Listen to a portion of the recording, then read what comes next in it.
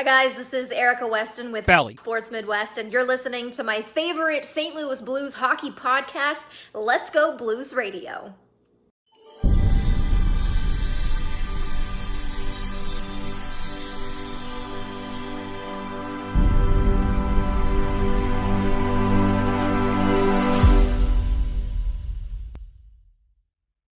As the world's only personalized vitamin platform based on a health assessment and your DNA, ID Life provides its members with high-quality ingredients backed by pure science. It's science. Check out rockinthatidlife.com and speak with Dustin about how you can reach your goals today.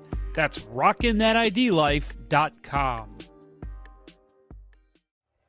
Center Ice Brewery is a proud sponsor of Let's Go Blues Radio. Visit centericebrewery.com today to schedule a no-contact curbside pickup or make a reservation in their awesome tap room. That's Center Ice Brewery, located in Midtown St. Louis. Let's go Blues!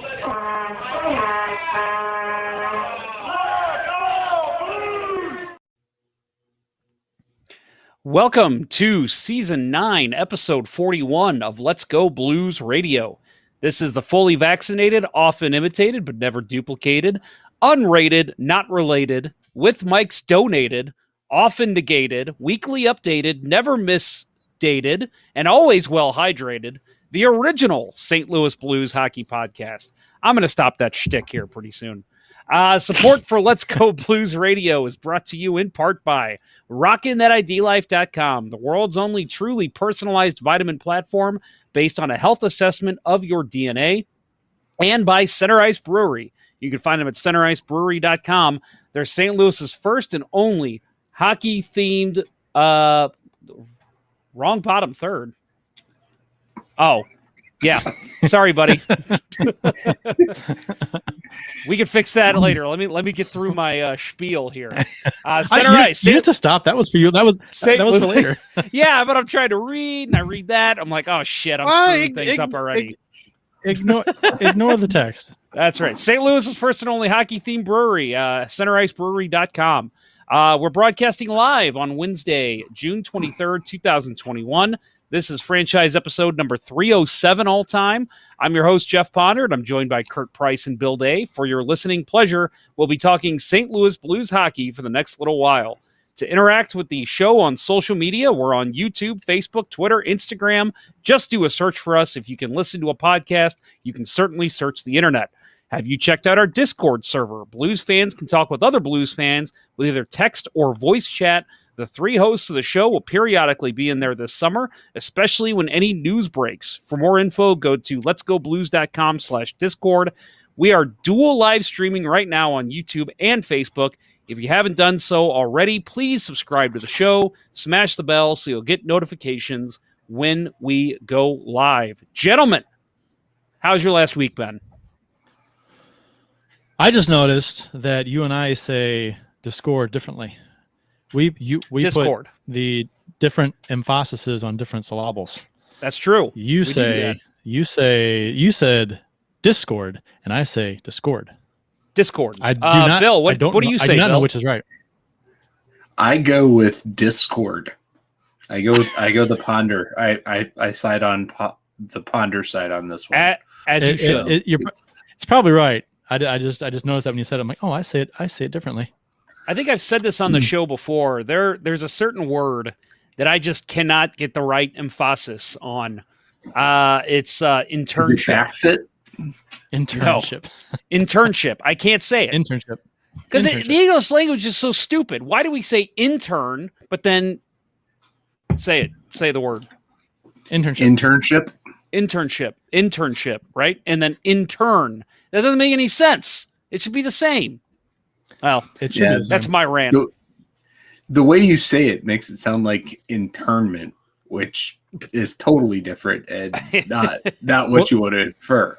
That's true. Sometimes C's sound like S's, and sometimes C's sound like K's. It's almost like C isn't necessary. That's a very good point. Because there's already an S, there's already a K. Why do we have a C? I like the way you think. To pair with an H? I guess, yeah, because it makes a perfect. ch and a sh.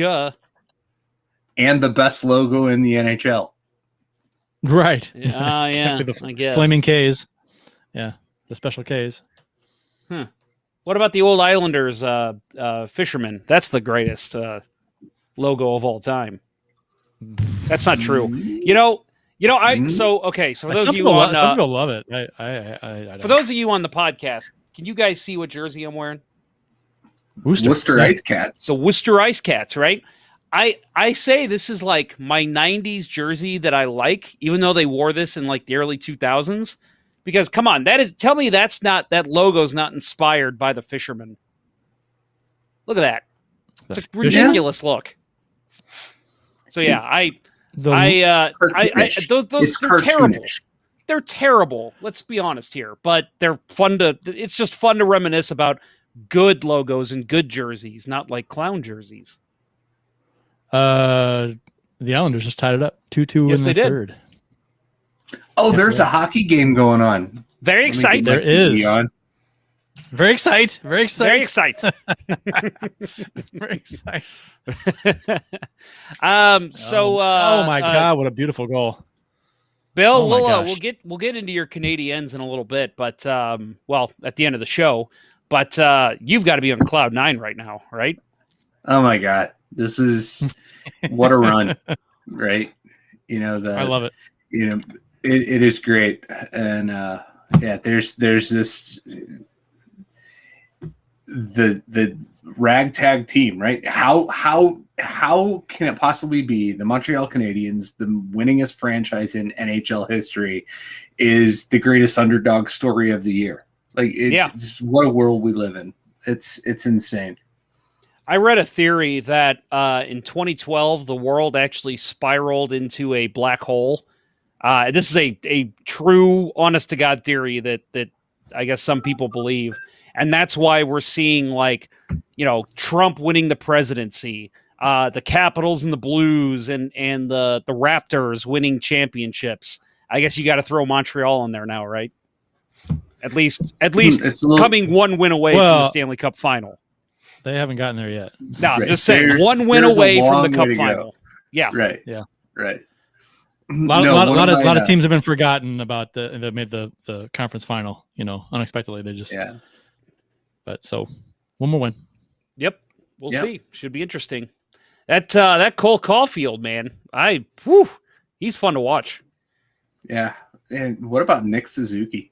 Yeah. I mean, that guy's he's 20 years old and he's playing like he's playing at a Patrice Bergeron level. And this is just one of those. It's insane. This is one of those runs. Oh, go ahead. Didn't they sit Kotkaniemi? Last round? Kurt, I think it's just Kotkaniemi. First round? Yeah. And now he tied the record for most goals in so many games played. By age 20. Yeah. Yeah, that's right. By age 20. Tied Gretzky and someone else. Yeah. I think it was Vladimir Chebaturkin. Yep. Yeah. Which we'll get to. Teaser. Hopefully we get to. God. Adam Gold in the YouTube chat said I guess he tweeted this right when it happened, or posted this right when it happened. They said New York Islanders score a tie game, and yeah, I guess I said it there afterwards. But it was it's a fantastic job at Mayfield. Holy cow! I mean, St. Louis native, Webster Groves native. Yeah, baby. How do you defend against that as a goalie? You can't. You can't cover the entire thing without giving up far post, right? I mean, you just can't. So even as a 6'4" goalie, there's no way you can defend the entire net like that when you have a shot like that. Yeah, perfect shot. Yeah, perfect shot. Yeah. Well, what you could do is you could get either two fat guys to stand there or just a giant board. That's the casual noob fan. He was like, just get a fat guy. Just get a fat guy out there. That's all you need. That was the joke from when Gretzky hosted Saturday Night Live. Mm-hmm. All the celebrities giving him tips on how to make the game better. And I think that was Travolta. Why don't you just have a guy with a giant board stand there? Beers of the episode, fellas. You can follow each of us on the Untapped app. Kurt is at CPrice12. Myself, you can find me at JPonner94. Bill is at Billy Blue Note 33. Let's start with Kurt. What you got tonight? I've got. I'm gonna strip my beer here. Oh, real sexy like. Oh wait, is it up? Ooh. Zip down. Do it slower. Oh, Yeah. real slow. You like that? You like that, Jeff? Yep. Mm-hmm. It is. If I can get out of this condom here. Okay. The Sam I have Adams that problem all the time. Yeah, no, it's on too tight. I just can't get it off.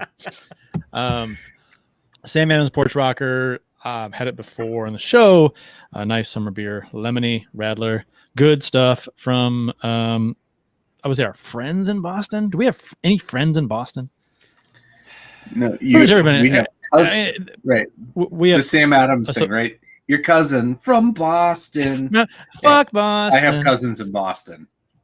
Okay, well, I do. I enjoy the number of their beers. So I don't think I know anyone in Boston, which that probably is why I'm such a happy person.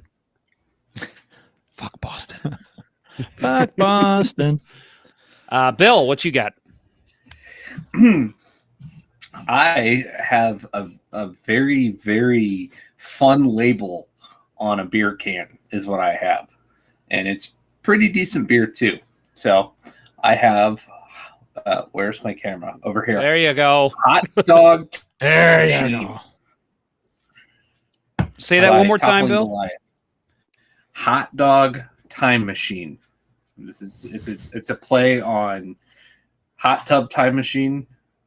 And then the logo is a mashup of the Back to the Future DeLorean and the Oscar Mayer Wienermobile. So what kind of beer is that? It's got like a three-way mashup there. Yeah. Yeah, it's all over the place is what it is. So it's from it's canned by Toppling Goliath out of Decorah, Iowa. They make some amazing beers. This one is a collaboration brew. With what is it? The Hop Butcher for the World is the other brewery, which I only heard about that when I picked up this beer.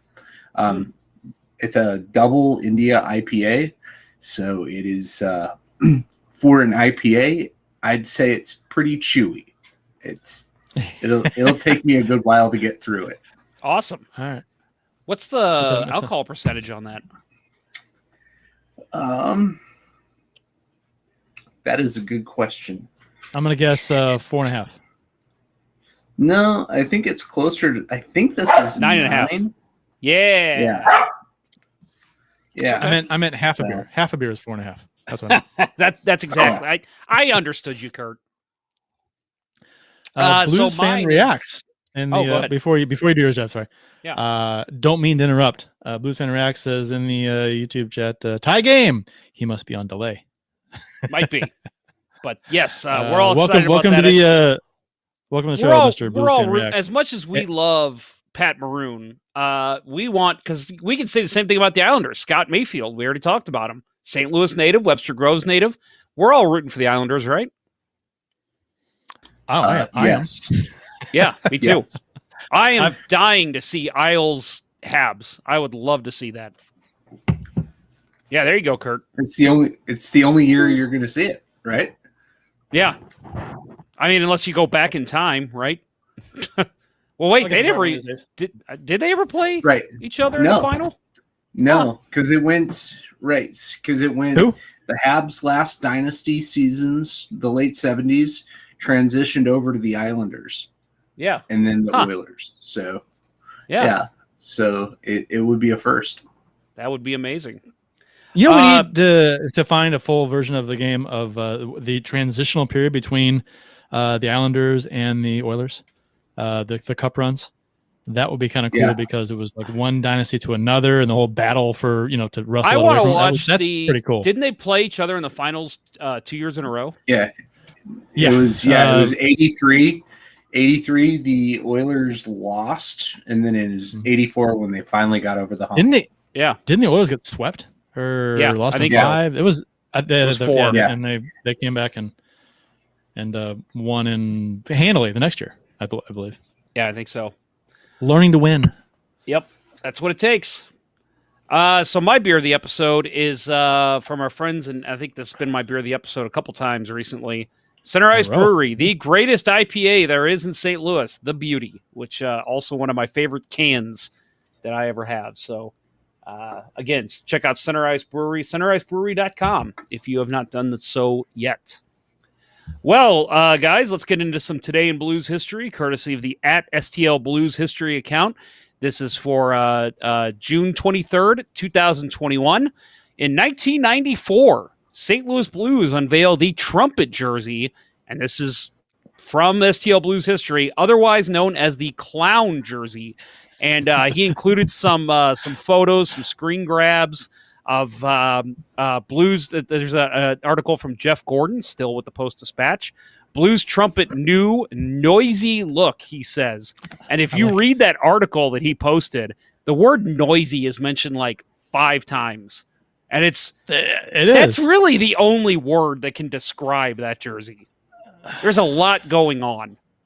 There's a lot going on that shouldn't be. Yeah. That's the problem. It's probably sports jerseys in general. Would you say that less is more? You don't want busy, noisy jerseys. Roller hockey does not abide by that rule whatsoever. They're the craziest, some of the craziest jerseys you'll see in sports. My gosh. Yeah. Like 90s splish splash with some 80s design and some modern graph. I don't know. It's just all over the place. But yeah, the noisy look is a perfect word for it. The thing that weirded me out about some of these pictures, because he shared the Blues press release, it actually included a photo of that's Shane Corson's jersey, I believe, right? Because he was on the team then. And then the second picture he shared, which if you haven't looked yet, you should. It's of the Blues. I guess they're at the Kiel Center somewhere, and they're modeling off the jerseys. And it's Brendan Shanahan and Curtis Joseph.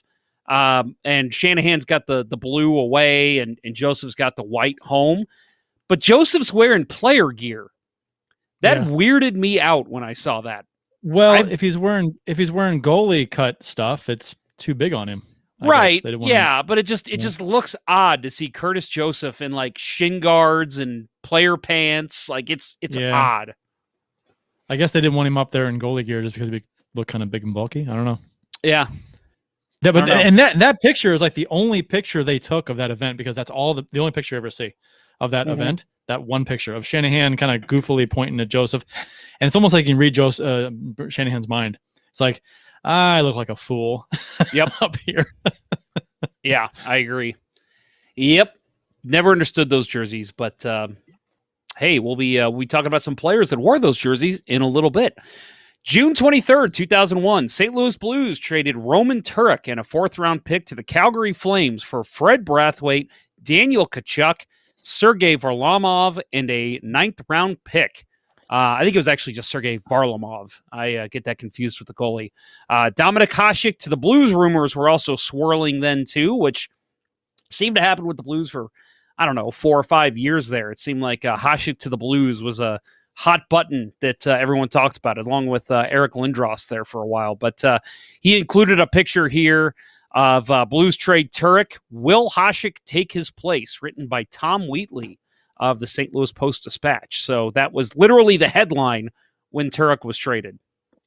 The interesting part of this article too is that rumored to be offered for Hasek was Dimitra in part of that trade. So, but and from what I've heard, and this is unconfirmed, I need to confirm it. I know enough people where I could that Pavel Dimitra, that trade was going to happen, but Hasek vetoed it.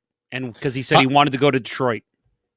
Well, this is what I heard at the time, is that Hasek, a deal was in place to bring Hasek here, and he was going to come here, but the Blues would not tell Hasek who was coming back to Buffalo. He wanted to know who was leaving the Blues and what kind of talent they were losing to get him, and the Blues didn't want to tell him, and that's why I heard he said, "No, I'm not coming then. I'm not going to go to a team. I don't know how good it is." Both our stories are probably true then. Yeah, and that's what I heard, and that I was pissed off because I was like, and then he goes to Detroit and wins a cup. I'm like, motherfucker. Yeah, our rival. God. Yeah, quick story. We already mentioned Curtis Joseph, but that reminds me of when Joseph signed with the Red Wings. I was so hopeful because there was rumors, when he left. I guess it was Toronto, right? there's rumors he might be going to Detroit.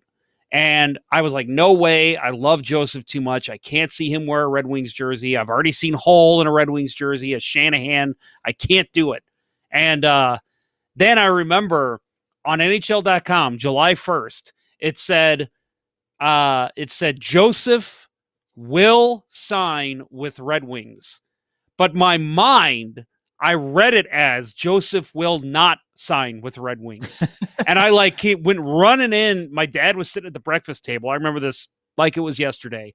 And I'm like, Joseph said he's not going to sign with the Red Wings. And he just laughed and he just goes, he did though. And I'm like, no, NHL.com. It says it on there that he's not. Like, well, he did. Go check again. And then I went and looked and I'm like, oh my God, that's literally what my mind wanted me to see. I was one of my favorite goalies of all time, probably my favorite goalie of all time, and he went to the Red Wings. I wasn't rooting for him because I could not root for the Red Wings ever. No, and he played well in the playoffs when they got bounced. They got run over by Anaheim. Yeah, Giguère was on fire. Yeah, that was ridiculous year. Yeah. I remember thinking, like, I hate that I'm not going to, because every year when the Blues were out, I would root for Joseph if he was still in it, whatever team he was on. And that was the time that I'm like, I can't root for him anymore. I'm done rooting for Joseph. I hope he doesn't win a cup. And it hurt to say that, but it's true. Too many insufferable Red Wings fans out there. My God. And Red Wings players, to be honest. The whole hockey town thing, it just went up their ass. It just filled their heads. Their heads are this big. Yeah. You know? I mean, it is. God forbid if you go online and you say any other city #hockeytown, they come out of the woodwork. Oh yeah, they do. Your head off. I was like, "Fuck you! It's a marketing thing. You didn't." Yeah, I know. It was, you know how the Blues they don't do it as much anymore. They do do you bleed blue or whatever it takes. They have a slogan each season. And in Detroit, one season it was Hockey Town, and it just kind of stuck and just took off, and they just kept the Hockey Town label since then. So it was a marketing thing they came up with. It wasn't anything that was just like gradually given them over time. I mean, they are a great hockey town, but the Hockey Town label was a St. Paul, Minnesota. I mean, Jesus. We could list. Yeah, we could list. Well, I think right. There's plenty of cities that rival Detroit, but yeah, they took that moniker and they ran with it. Yeah, too much. Yep. June 23rd, 2017, at the 2017 NHL Draft, with their first round pick, the St. Louis Blues draft Robert Thomas, 20th overall. With their second first-round pick, the Blues selected Klim Kostin with the 30th pick. But I'll go ahead and mention this was also the year, and he actually didn't mention the second trade I'm going to mention here. But also in another tweet, Blues on that same day trade Jori Lehtera, 2017 first-round pick, and that ended up being Morgan Frost, and a 2018 first-round pick, which turned out to be Joel Farabee, for Braden Shen. Video of then Flyers GM Ron Hextall discussing the trade is also included in that tweet if you're interested. But all of St. Louis rejoiced when that happened. And I'll just add real quick, this was also the trade and why the Blues had a second-round pick when they traded Ryan Reeves to the Pittsburgh Penguins for Oscar Sundqvist and the 31st overall pick. And that turned out to be Klim Kostin, as I mentioned earlier. That turned out to be a pretty damn good trade as well. Yeah, that was a fantastic time, and that has to be that has to go down. I don't care what Armstrong does from here on out, or what. I mean, the O'Reilly trade was fantastic, but that Lehtera trade is up there. Yeah, top three for him. I mean, the fleecing to be able to dump that guy and get who we got for him. Oh my God. Yeah, not just that. I mean, again, the next year he goes and gets Ryan O'Reilly and fleeces the Sabres 2 years in a row and literally rebuilds the Blues center depth. I mean, that was insane to see him do that 2 years in a row. Well, folks, go ahead. I was going overtime. Tampa Bay. Yeah, we're going overtime, folks. Well, they're going overtime, but we are hitting a commercial break. We'll be right back with some Blues news and the all-important drop-in draft after this message from our friends at rockin'thatidlife.com. Hey, you. Yeah, you. Put that energy drink down. Don't you know that common energy drinks contain high levels of caffeine and other harmful ingredients that can lead to increased blood pressure and heart rhythm disturbances? Finding that energy you need for everyday activities doesn't need to put your health at risk. ID Life's energy formula doesn't use artificial ingredients or a massive dose of caffeine. Energy's caffeine levels are released slowly over time, allowing for longer periods of energy without crash, not to mention keeping your heart safe. Energy also includes neurotransmitters for mood, focus, memory, and cognitive function. ID Life also added antioxidants associated with brain health for no reason besides perfection. With RockinThatIDLife.com, you can get an energy boost and leave the heart risk behind. Text Dustin at 636-393-8745 or visit RockinThatIDLife.com and throw those gas station energy drinks in the garbage. That's 636-393-8745 and RockinThatIDLife.com and tell Dustin that Let's Go Blues Radio sent you. Well, we are back from break. Guys, I asked you guys to monitor the chat. We got anything good in there right now? Let's see. Winning Unlimited said, hope you guys had a great Father's Day. I'd tell you a dad joke about hockey, but it's a 60 minutes long trap. Pretty good. That's nice. Up there for comment of the show. Congratulations. Nice. It's pretty Well beautiful. I'll add for Father's Day. I meant to mention this when I was doing beer of the episode. Here's one of my presents for you Avengers fans. It says, "Dad, I love you 3000," and it's a beer drinking glass. Yeah, so very, very awesome gift from well, I guess you say my wife and son. So thank you very much to them. Very cool. Awesome. The other thing I got was, of course, I was like, man, it's an all Disney Father's Day for me. I got a Mandalorian shirt. There was a Mandalorian holding Grogu, and it said "Best Dad in the Galaxy." And I was like, very cool, very cool. What'd you get, Kurt? Got a Cardinals beach towel for our trip to the Ozarks coming up. Got a 6-pack of chocolate milk stout from Four Hands Brewery in St. Louis. Your kids got you that? Oh yeah, man. Yeah, it's Troy. They'll sell you anything over here. Did they do like Muppet Man? They all put on like an overcoat and they like got on each other's shoulders. Yeah, they kind of walk in all wobbly. Whoa! Kid behind the counter is like reading a magazine. What do you want? Not paying attention. That kind of thing. Yeah. No, and they got me a book that they kind of filled out in each page, the fill in the blank kind of stuff, I love you because, or you're special because, or I like it when you do this or whatever. And they filled it out. It was pretty cool. That's awesome. So, my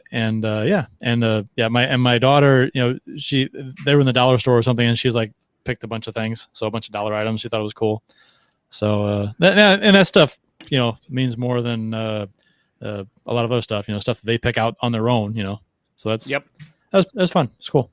Very cool. Well, we'll get into some Blues news here before we get into our draft. Oh, Bill, what'd you get for Father's Day? That's right. You're a fur daddy. How did I forget? Right. No, I got a gift card for shoe store to replace the flip flops that one of my little assholes ate. So. The loving father of my little assholes. I like how your present is to replace what they broke. Yep. Yeah. Fritz has a bad habit of chewing flip flops, and so. Wow. Yeah. Don't leave your flip flops out. That's on you. Well, that is on you. Actually, the last time he busted it into the bathroom while I was taking a shower and stole them. Still on you. Son of a bitch. Yeah. Didn't pull it tight enough. So, whatever. That's what she said. Big news today came out that Carl Gunnarsson has announced his retirement. Something I think we've all speculated would happen just because of the injuries he's had. But if you have not read it, folks, go over to the Blues' main site, stlouisblues.com. Check out the article he actually wrote, Goodbye to the Game I Love. I thought that was a very, very nice article to read from a player who, spent 12 years in the NHL, never thought he'd make it. He did, had a nice career. But yes, Carl Gunnarsson retires, and I think we'll all remember him best, as much as it may pain him in the future, for the urinal story. But at the end of the day, you scored a Game 2 Stanley Cup final, game-winning goal in overtime, first game-winning goal in the Stanley Cup final in Blues history. So we can joke all we want about the urinal story, but that is one hell of an accomplishment, and he will always be in Blues lore because of that. Friend of the show, Benjamin Hockman, tweeted out and asked basically where you think that goal ranks in Blues history, Gunnarsson's goal. Being the first Cup final win, game-winning goal in Blues history, and preventing the Blues from going down 0-2 in the series. So, I mean, that's pretty big. I'd say, I think I responded, I think it's got to be top 5. It's got to be. I mean, hindsight, at the time it was huge. Overtime going to playoffs, I get it in the final. But looking back on it and seeing how the series played out, man, it ended up winning. That large part got the ball rolling because of that goal. I mean, that's I think you mentioned in your response to him that Blues probably don't win that cup without the goal. It's rough. Mm-hmm. You go down 0-2. I mean, that's bad. That's rough. So and the Blues Blues are the worst home team to ever win the Stanley Cup. So you're going down 2-0 in Boston, coming home. That doesn't look good. Yeah. Yeah. No, they could easily have gotten swept with that. And I'd say that's got to be top 3. Top 2 or top 3. Yeah. I mean, you put what? You probably put Petrangelo's cup winning goal, right, in Game 7, maybe 1 or 2. I almost say O'Reilly's goal after being outplayed in the first period badly to get that late goal. I mean, before the first goal of the game. I mean, that's big. I mean, there's those two maybe ahead of Gunnarsson. Do you put Maroons ahead of it against the Stars? Probably not, but because of the situation. I mean, right now, and we've said this on the show before, that you talk about like top 10 moments in Blues history. Probably 6 of them are coming from that cup run. Oh, I mean, obviously. Easily. It has to. Yeah. So, yeah, I would say your top 5 has got to include Gunnarsson, Maroon. I agree with you on O'Reilly and Petrangelo. That's 4 right there. 5. Yeah. Maybe Schwartz's Schwartz, I was going to say that. Winnipeg, maybe? Yeah. Yeah. The Jacob Trouba, what are you looking at, buddy? Goal. Yeah. Yeah. Yep. Yeah. I guess maybe going into the regular season, Brett Hull 86 is probably up there. I don't know. I mean, it's hard to say. Right. I think the ones that we would put up there before the cup run would be, the Monday Night Miracle Wickenheiser. And probably the Pazlowski goal where he came around the net and stole it off the stick and fired it into the empty net.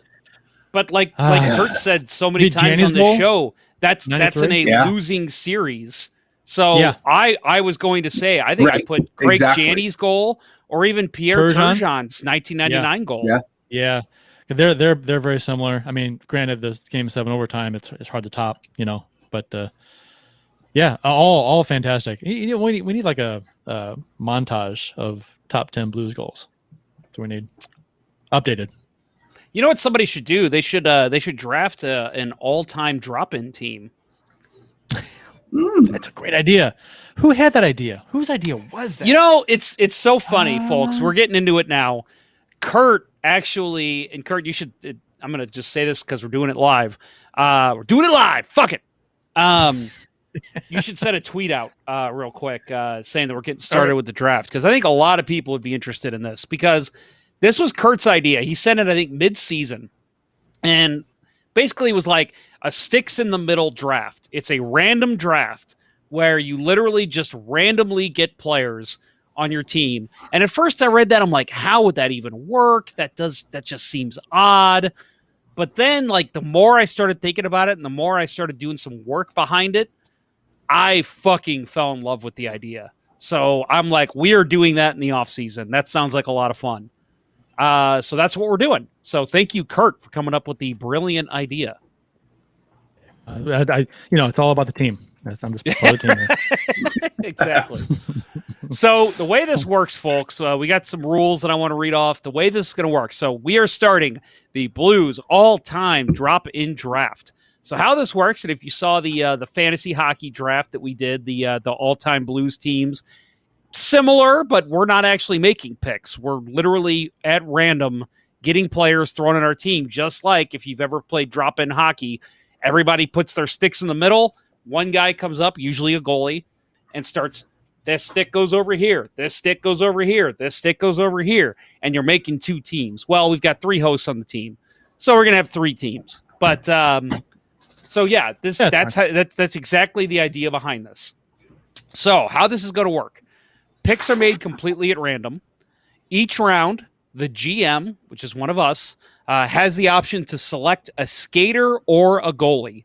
So basically, how it'll go is I'll say, first round, and we're going to go in alphabetical order. So sorry, Kurt, with the last name, you're going last. But again, it's random, so who cares? It's random, but it's going to be a snake draft. So you just when we go into the first round, Bill will have the first pick. He'll tell me I want a skater or I want a goalie, and the max you can have, obviously, 3 goalies. We're going to fill a 23-man roster. You can either have 20 skaters and 3 goalies or 21 skaters and 2 goalies. Since this is sticks in the middle, some teams may not have enough defensemen or forwards or too many defensemen or forwards, but that's just how it is. It's the luck of the draw. Who cares? Yeah. So you might have to put some defensemen at forward and vice versa. We'll see how it goes. That's the way it works. You go to play just pick up game somewhere and you're throwing sticks in. Oh, we don't have any defensemen. So what? Play D. Yeah, someone's got to play D. Yep. Better hope you get Jake Wallman. Yeah, right. And then to add to the fun, and this might seem a little confusing at first, but don't worry, folks, it'll make sense when we get going. We also have certain players have badges with them. These could be some of the greatest Blues of all time, or simply players who get mentioned a lot on this show. You'll see, and I will explain the badges as they get selected. So, and it's kind of a mini side game. Whoever gets the most badges is going to win. That portion. How many are you going to say how many badges there are? Let me count them. 1, 2, 3, 4, 5, 6, 7. Oh boy, 8, 9, 10, 11, 12. There's 12. So there's 12 different badges, and some players. Almost 700 players players with that number. Some players have multiple badges too. Okay, and so there's you almost select 700. Somebody. If you select somebody that has a badge, right? then you get that badge like as you're on your team score. So Does that make almost sense? 700 in the pool. Something like that. Yeah, it's like 616, I think, for skaters, and like there's like 90 something for goalies. Game over. Oh, yeah, I'm gonna win. Yes. Hell yeah! All right, Sweet. well, it's gonna make this draft a lot more fun. There will be a game 7. Hell yeah! So there's a chance that no badges will be given out. A good chance. There is a chance, but I'm really hoping that doesn't happen. A very good chance. I spent a good amount of time coming up with badges. So you can show them off at the end anyway. That's what I figured. Don't pick them. Yep. All right. So here we go, folks. We are going to get started. Let me. And there is our teams. I hope you guys enjoy the pictures I selected. If you're watching on the podcast, I got the teams picked here. And we have got Bill says he's frozen, but Bill, we still see you. No, so you're still moving. So you're good. I think it's just on your end. But yeah, so literally, as I said, this is going to start. Bill, can you hear us? That's a shame. Because he is our first pick. But I guess we could start in reverse order. Since I see him. I see him too, and he's still moving around. I guess he just can't hear us. But let me pull up the YouTube here and see if he's on there. Some of the YouTubes. Yeah, he's we hear you tapping your fingers, Bill. Bill's live. He's on there. Yeah, I'm not sure what's going on. It's not just us seeing him. Now he left. Yeah, I literally walked away. So you know what, Kurt? Let's go ahead and get started with you. We'll go in reverse All right. order. All right. So do you want a goalie or a forward? Oh, in no, this here, round? Bill's here. Oh, there he goes. Bill's here. All right, Bill. All right. You want a goalie or a forward? Yeah, no, my connection froze up, and I am going to not be the guy that drafts goalie in the first round, even though this year proved a lot of people wrong about having a good number 1 first round draft pick goalie. All 4 goalies left. Well, don't count Robin Leonard. He's number 5. But I want a forward. All right. Well, you're going to get a skater. I don't know about skater. a forward. All right. Those So goalies here can't we skate. go. Ignore that. Yeah. You're not getting Rod Sealing. Well, you might, but it's still on random. Scott Harlow, and you get our first badge. Congratulations. So let me find it. Hang on. There it is. Here we go. So your first badge is He played one game. He played one game. Played for us. one game as a Blue. That is your He had a badge. point. He had an assist. He was -1.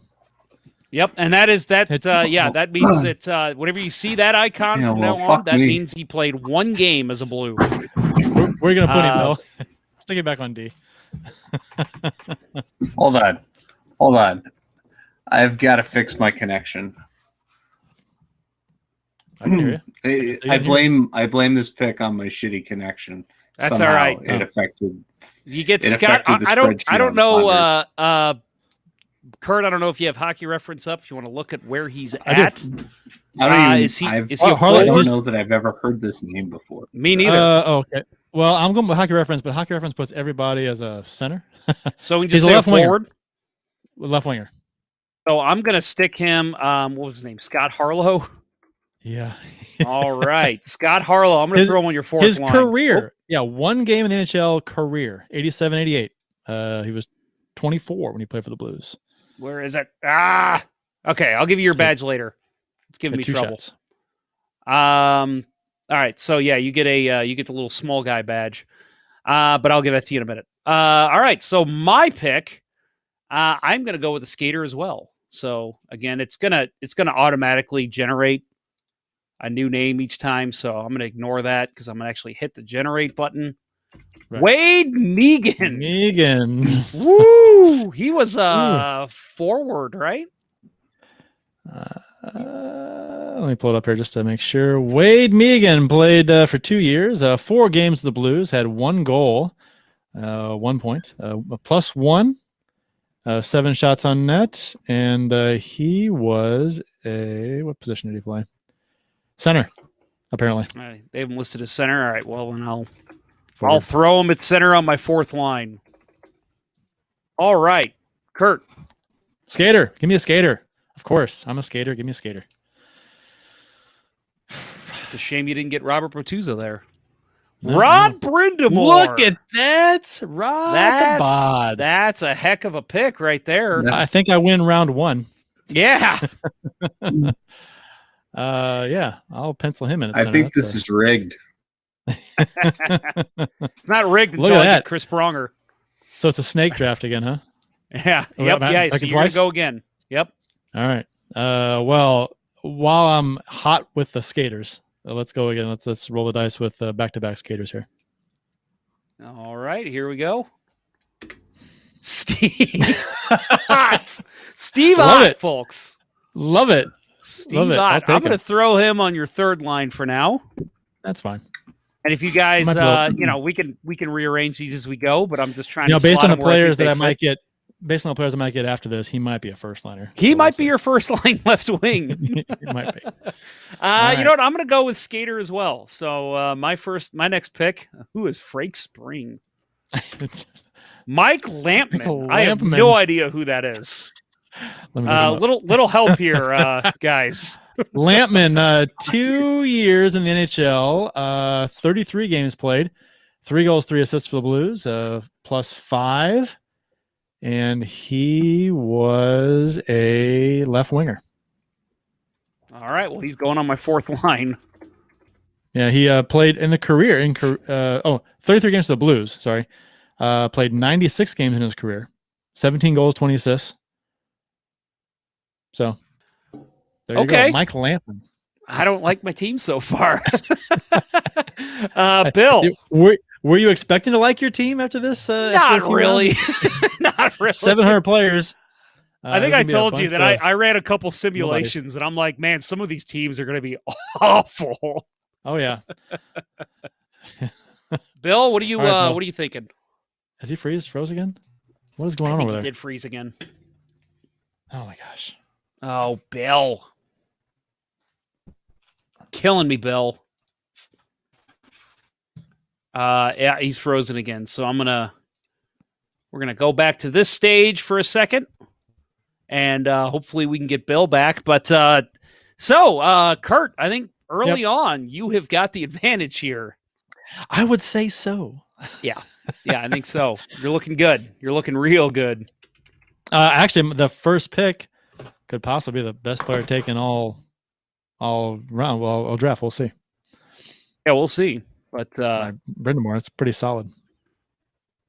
Not a bad pick. I mean, yeah, I'll admit the first one that I did, we had sorry.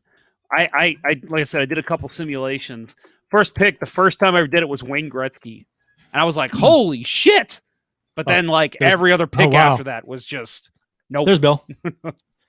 There's Bill. He wants a he said he wants a skater. I have no idea what's going on with my connection today. Is Julie like streaming like 360 HD porn or something? I like to think so. All right, so Bill wants a skater, so that is not going to be his killed pick. the game. Probably.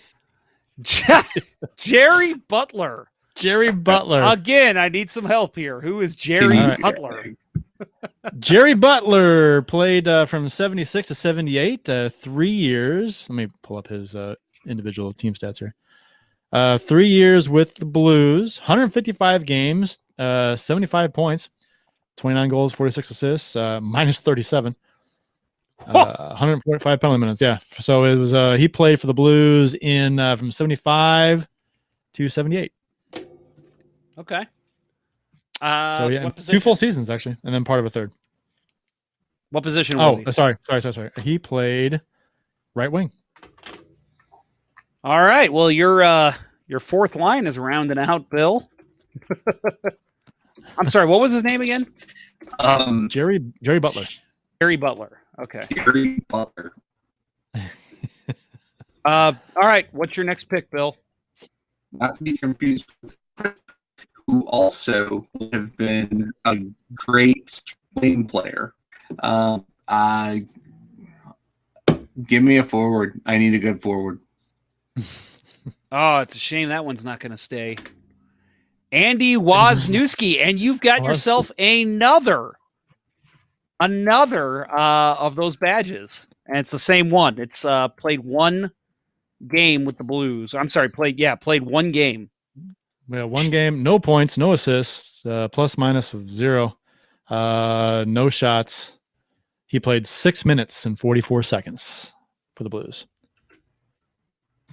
And that was in 08-09. 08-09. So, Bill, at least you are leading in badges.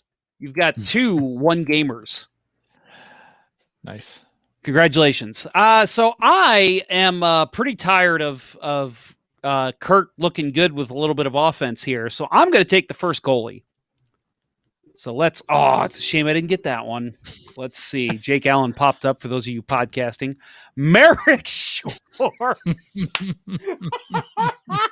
I get Merrick Shores. Nice. Wow.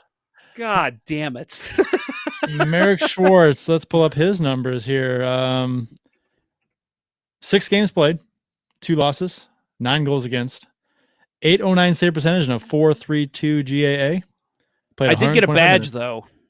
You did. Yeah. So let me pull that up here.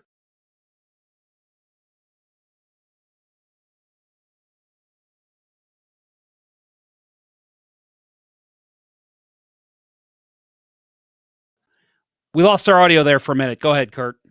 Oh, I said we've had a lot more badges than what is going on with this show tonight? Yeah.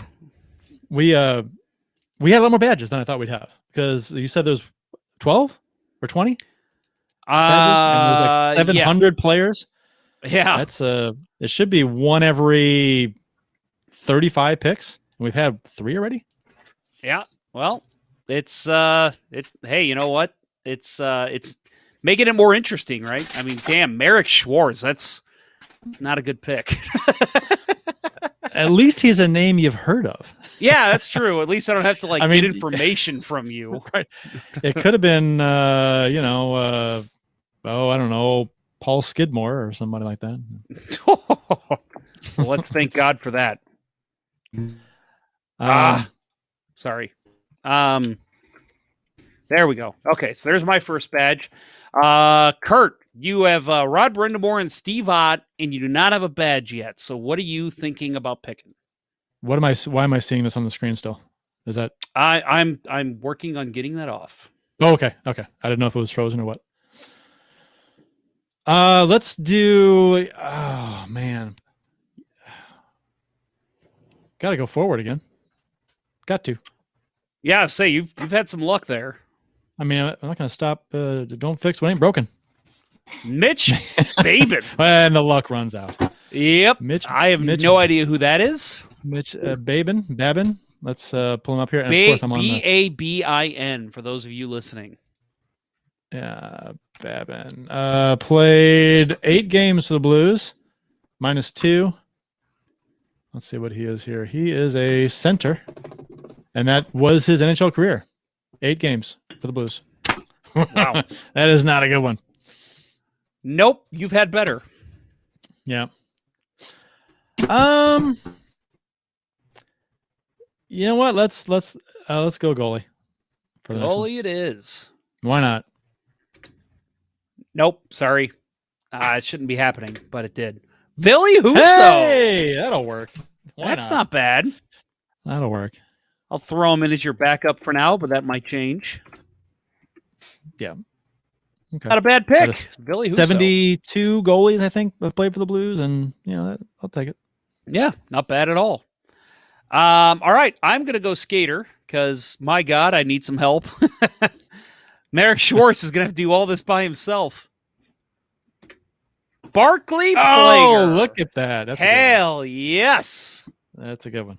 Yep, and I get 2 badges there, so they're both new ones. So let me pull up what those are. Give me 1 second here. Let's see. So I need to include this. Sorry, this is quite the process to have to do what I'm doing here. So, first one is this guy. So I got a fist, which is top 10 in penalty minutes in Blues history. So that's pretty cool. And then we've got I got one more if I can find it. And then this guy.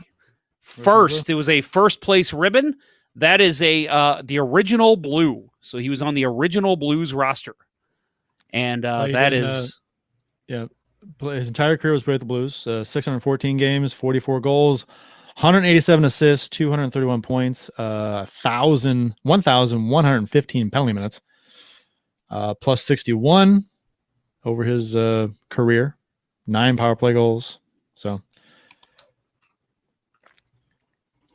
a retired number, Barclay Plager. That's not a bad pick. I'd be willing to bet that that'll probably be the only retired number that gets picked today. Probably, chances are. That's not a bad call. That might be what happens. Yeah. All right, working on getting us back up here. Okay. All right. So Barclay Plager. All right. I guess it doesn't matter if he was a left or a right defense, right? No, I don't think so. He shot left. So. All right. Well, then I'll give him first line. Right. There we go. Lefty. All right. Come on, lefty. Yeah, if he shoots left. He's not there for the one timer. It doesn't matter. Well, was he much of a shooter? Was he much of a shooter, Kurt? He might be the best shooter you have on D. I don't know. So I'm just saying. We'll see. If you're gonna pass back and forth one timer, okay. Yeah, we'll see. All right, Bill. Is it Bill? Yeah, it is Bill. You're right. Yeah. Yep. Bill picks All twice. Bill. Is he frozen again? He might be. It figures we're doing something like this. Bill. Come on, Bill. Damn it, Bill. Well, I need to add my badges anyway. Man, Bill, you're killing us. There he is. He's moving again. Yeah, hold on. Let me leave and come back. Give me just a second. What do you want next? Go ahead and tell me that. Goalie. Give me a goalie. All right, I'll go ahead and do that. You leave and come back. All right, so let's pick a goalie. I'm excited. Bruce Racine. He'll like that pick. Yeah. All right. Let's see. Racine. Let's pull up the numbers here. Bruce Racine. 11 games played for the Blues. No wins, 3 losses, 12 goals against. 101 saves. I'm sorry. The goalie school shots. god, Bruce Racine. Yeah, that's true. Yeah. That's right. So Not a bad pick. an 881 save percentage and a 313 GAA. Bruce Racine. Not bad. Not bad. Serviceable. So Bill, you in this yeah, format, not a bad format. career. Obviously I mean, knows how to knows how to games. coach. Yeah. Yeah. Bill, what do you want next? Give me a skater. Skater it is. Oh, it's a shame you don't get I'll that take one. Shane Corson. Mike Johnson. Mike Johnson. Ooh, I like it. NHL Network guy. I was gonna say you got a commentator on your team. Yeah. What position was he? If you're looking him up, Kurt. He was right winger. Yep, what I winger. thought. That's right. And for the Blues, he played 21 games, 2 goals, 3 assists, 5 points, -4, and 8 penalty minutes. And I was actually at a game where he scored one of those 2 goals, and it was an amazing, just quick slap shot that surprised everybody and just perfectly placed. High surprised from himself. up above the right circle. It was beautiful. He averaged 13 minutes, 13:01 per game for the Blues. Okay, not bad. Played the NHL 11 years, 661 games played. So Yeah, a lot of time with the Leafs. yes. I'm going to take a skater. So let's jump in here. God, what the hell? Who's Jeremy Welsh? Let's find out. I am not enjoying my team so far. Jeremy Welsh played in 2 games for the Blues. No points, no plus minus 2. He had 1 penalty. 819 time on ice, and he was a center. He played a 4-year NHL career. Carolina, Vancouver, St. Louis. Was there another E before the Y in his name? No. I didn't see it. Cool. Jeremiah. Yeah. All right. Awesome. Well, Jeremy Welsh, welcome to Team Ponder. Whoever the hell you are. All right, Team Price, you're up. Forward. Let's do forward. I've got okay. Mike Keane. Yeah, that'll he work. had a good career. Work. Yeah, he was a not right so much wing, for right? us, but yeah, he had a long career. Oh, terrible time here in St. Louis. Won a cup in Dallas. Yep. Yeah, he was one of those guys that he had a great career elsewhere, but then when he came here, like Sean Hill, it was just god awful garbage. And the Blues traded him, and then he was great again.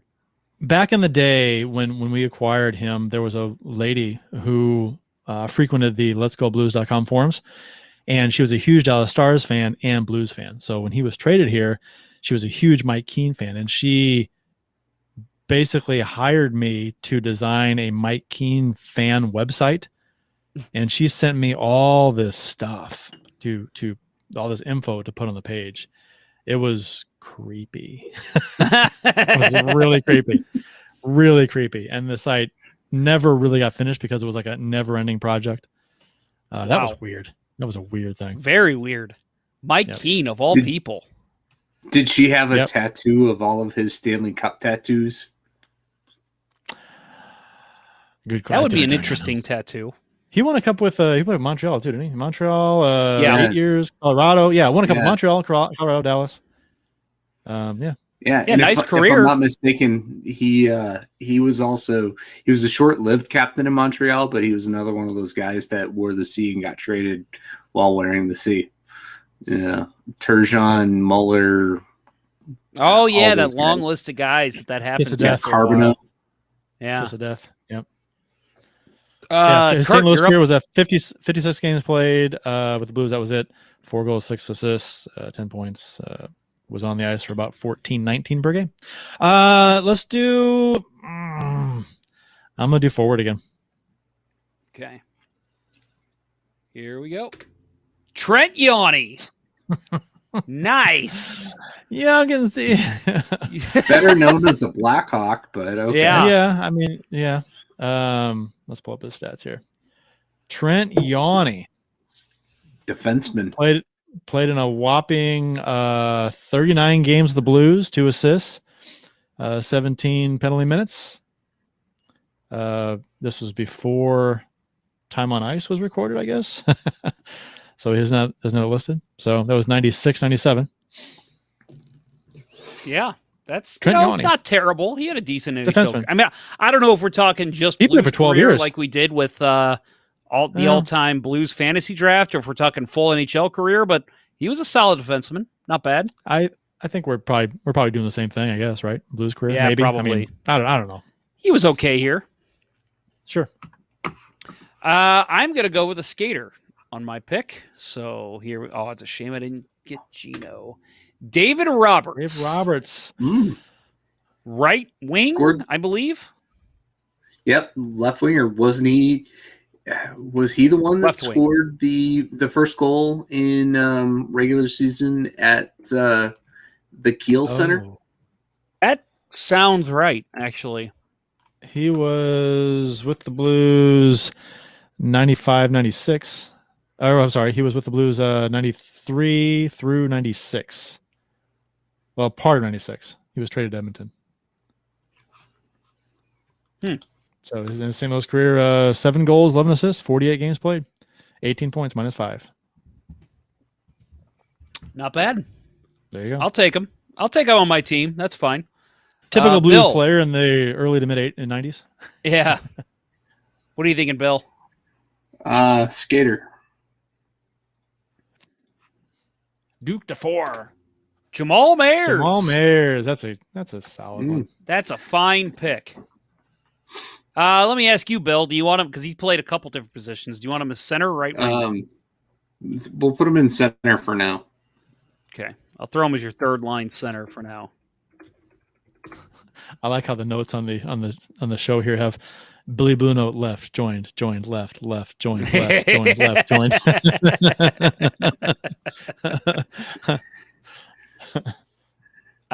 So we're at the end of the 6th round here, I believe. So a couple more rounds to go, but guys, how you feeling about your team so far? Good enough. Am I missing a guy off my list? Well, you got to make one more pick, right? 1, 2, 3. You've got 5. Yeah, I only have 5 guys. 1, 2, 3. I've got 6. You will have 6 to start. No, because I started. He should have 1 more. We must have missed you at one point. No, wait. You've got 1, 2, 3, 4. Yeah, you're right. He's made you 2 need picks. 1 more. Did we not write one down? No, I think we failed to. I think we failed to write one down. I think we skipped Mike one. Johnson, Jamal Mayers, Scott Harlow. He got back-to-back picks every time, though, I thought. Right. Scott Harlow was the first one. Jerry. So you got Jerry Butler in there. Yeah. I think we just had you make 1 pick at one point when we should have had you made 2. Well, pick it. Let's pick again then. Yeah, we'll just let you pick again. Pick again. Not So that it you- matters. What do you want? get- You want goalie you or get forward or skater? 2 more picks here. 2 more picks. Yeah, so you Yeah. get 2 picks. Forward. Or skater. Oh, that would have been a good one. Damn. Camille Henry. I think he was a winger. Is it she or he? It's a he. They're better than a badge if it was a she. Yeah, right.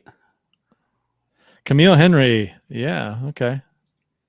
What Center. position? Center. We'll put you here. With St. Louis, 68 games played, 18 goals, 24 assists. And this he I keep wanting to say she. He played for us 68 through 70. So one so you season and part of another. So you just missed out on him being on the original team. So that's a shame. Yep. Yeah, and for those of you keeping track of badges, Team Day has 2, Team Ponder has 3, Team Price still with 0. So we'll see if we can get him one. So Bill, one more pick for you here.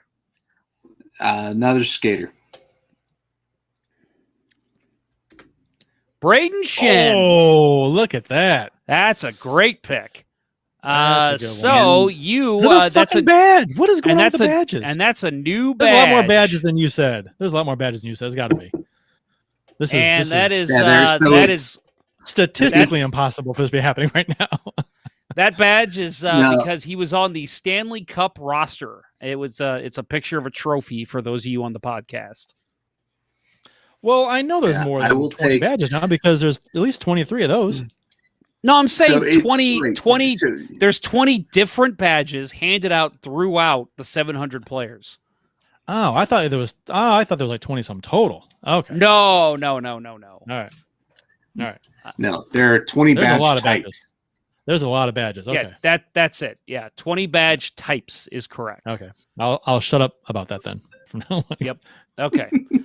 I Yeah, like when you he's shut up. my first line center, please. Yes, he is. That might it's that or Rod Brindamore is the best pick so far. Yeah. All right. So I'm also gonna go skater. Fuck. Chuck Hamilton. This sounds like a 70s private investigator. Oh yeah. Well, it definitely is a 70s player. It has to be. So Kurt, help me out. and Who is I'm Chuck sure he has a Hamilton? mustache. Chuck Hamilton. Yep, 72, 73. Yep. I'm sorry. Hold on. This is weird. He played 1 game for Montreal in 61, 62, and then 3 games for St. Louis in 72, 73. That's odd. Wow. Almost 10 years apart. Yeah. Almost. And he didn't do much of anything. He had 2 assists for the Blues in 3 games, but 4 points or plus 4. What position? He played left wing, and that was it for his NHL career. 4 games played. Span like 9 years apart. That's weird. I do not like my forwards. 11 years apart. 11 years apart. I can't imagine why. Yeah. All right. Your turn, Kurt. Forward. Or skater, sorry. Skater. Yeah. Jeff Hogan. Yeah, Hogan. That was a 2006 guy. I almost gave badges to the 2006 team for being the worst team of all time. Yeah, But I was like, negative badge. A negative Yeah. badge. Like a red badge of, yeah. I Like the believe scarlet letter I believe he was a left wing. He was right wing, according to Hockey Reference. Okay. Well, that's With the Blues, 52 games played in 0506, 2 goals, 6 assists, 8 points, minus 16. Had a 107 game NHL career with Boston, Phoenix, and St. Louis. We lost Bill, so we hopefully will get Again. him back here soon. Yep. But that's okay. Me and you have some picks ahead, and if we don't get him back, we could always take our break early. But yeah. So Kurt, one more pick. Man, I almost want to go goalie again, just to finish that off. But I think I'll wait on the goalies. I'll go skater again. Okay.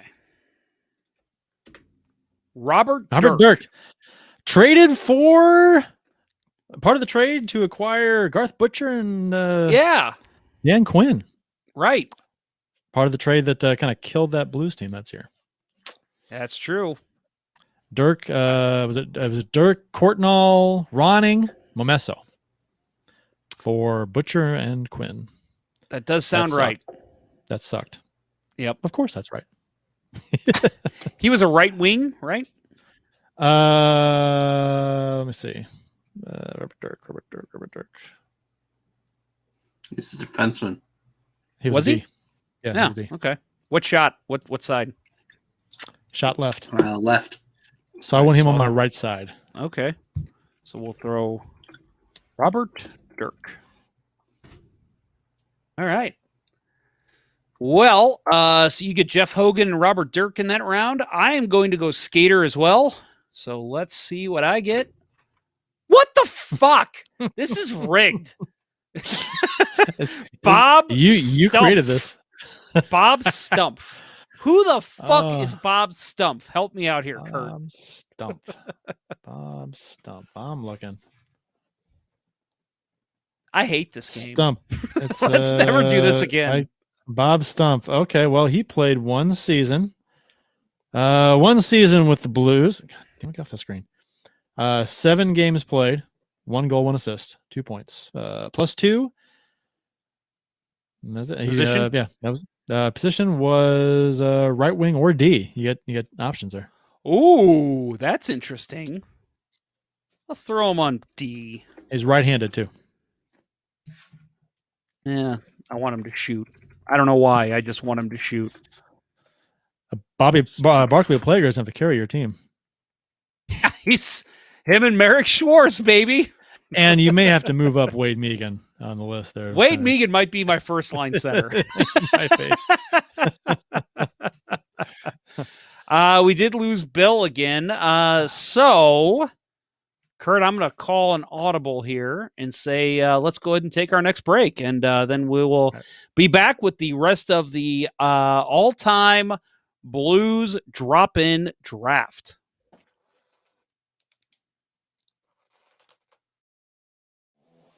Center Ice Brewery is St. Louis's only hockey-themed brewhouse. Stop on in during the next game to experience the ultimate hockey fan brewery while sampling various hockey-inspired beers, such as Old Arena Lager, the Beauty IPA, the Rotating Pale Ale Series, or seasonal offerings such as their Imperial Stout, their Lime Sherbet Sour, and much more. While you're there enjoying any number of their fantastic beverages, you can admire the bar top and tables made of authentic arena wood and the actual penalty box door from the old barn. Located at 3126 Olive Street in Midtown St. Louis, it's one of the best places to watch a Blues game, or any game. Visit CenterIceBrewery.com today to schedule a no-contact curbside pickup or make a reservation in the tap room. Center Ice Brewery. Let's go Blues. Please drink responsibly.